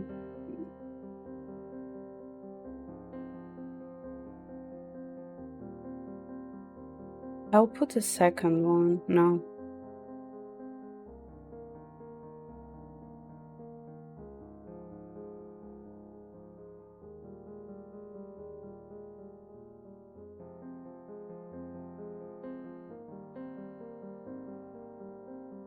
You save it, right?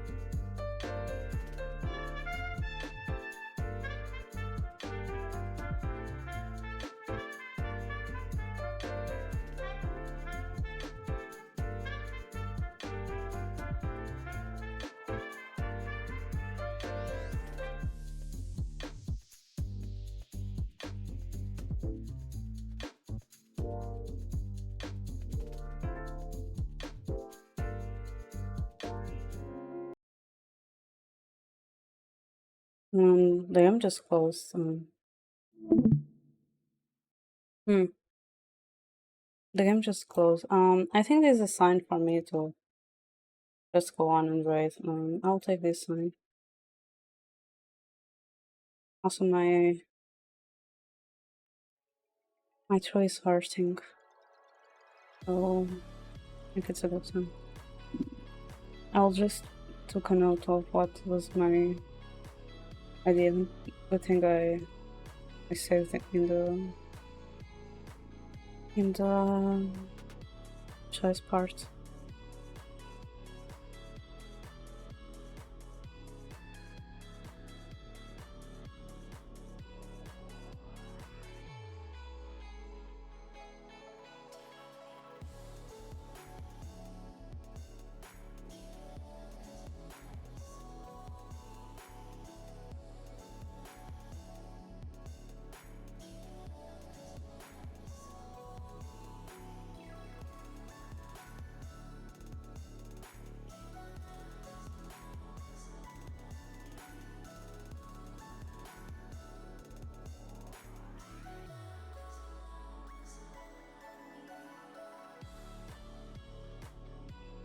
So I'm going to write John.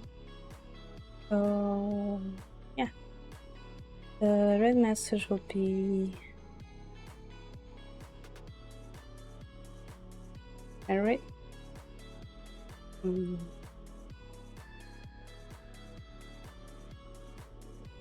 This is the red message for who is up. For who isn't sub, the red message will be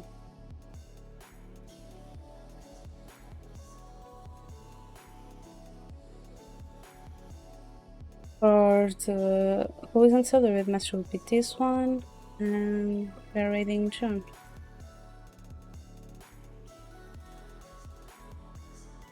So yeah, thank you so much for everyone joining me today. I really appreciate it. I'm sorry to have to cut the stream short today, but the game like just closed and I'm feeling like my throat really hurting me a lot. So yeah, I'm sorry for the scuff yesterday. Thank you so much, Kobe, for helping me solve it. And I'll be back tomorrow with more pull-ups. So yeah, see you all tomorrow. Bye bye.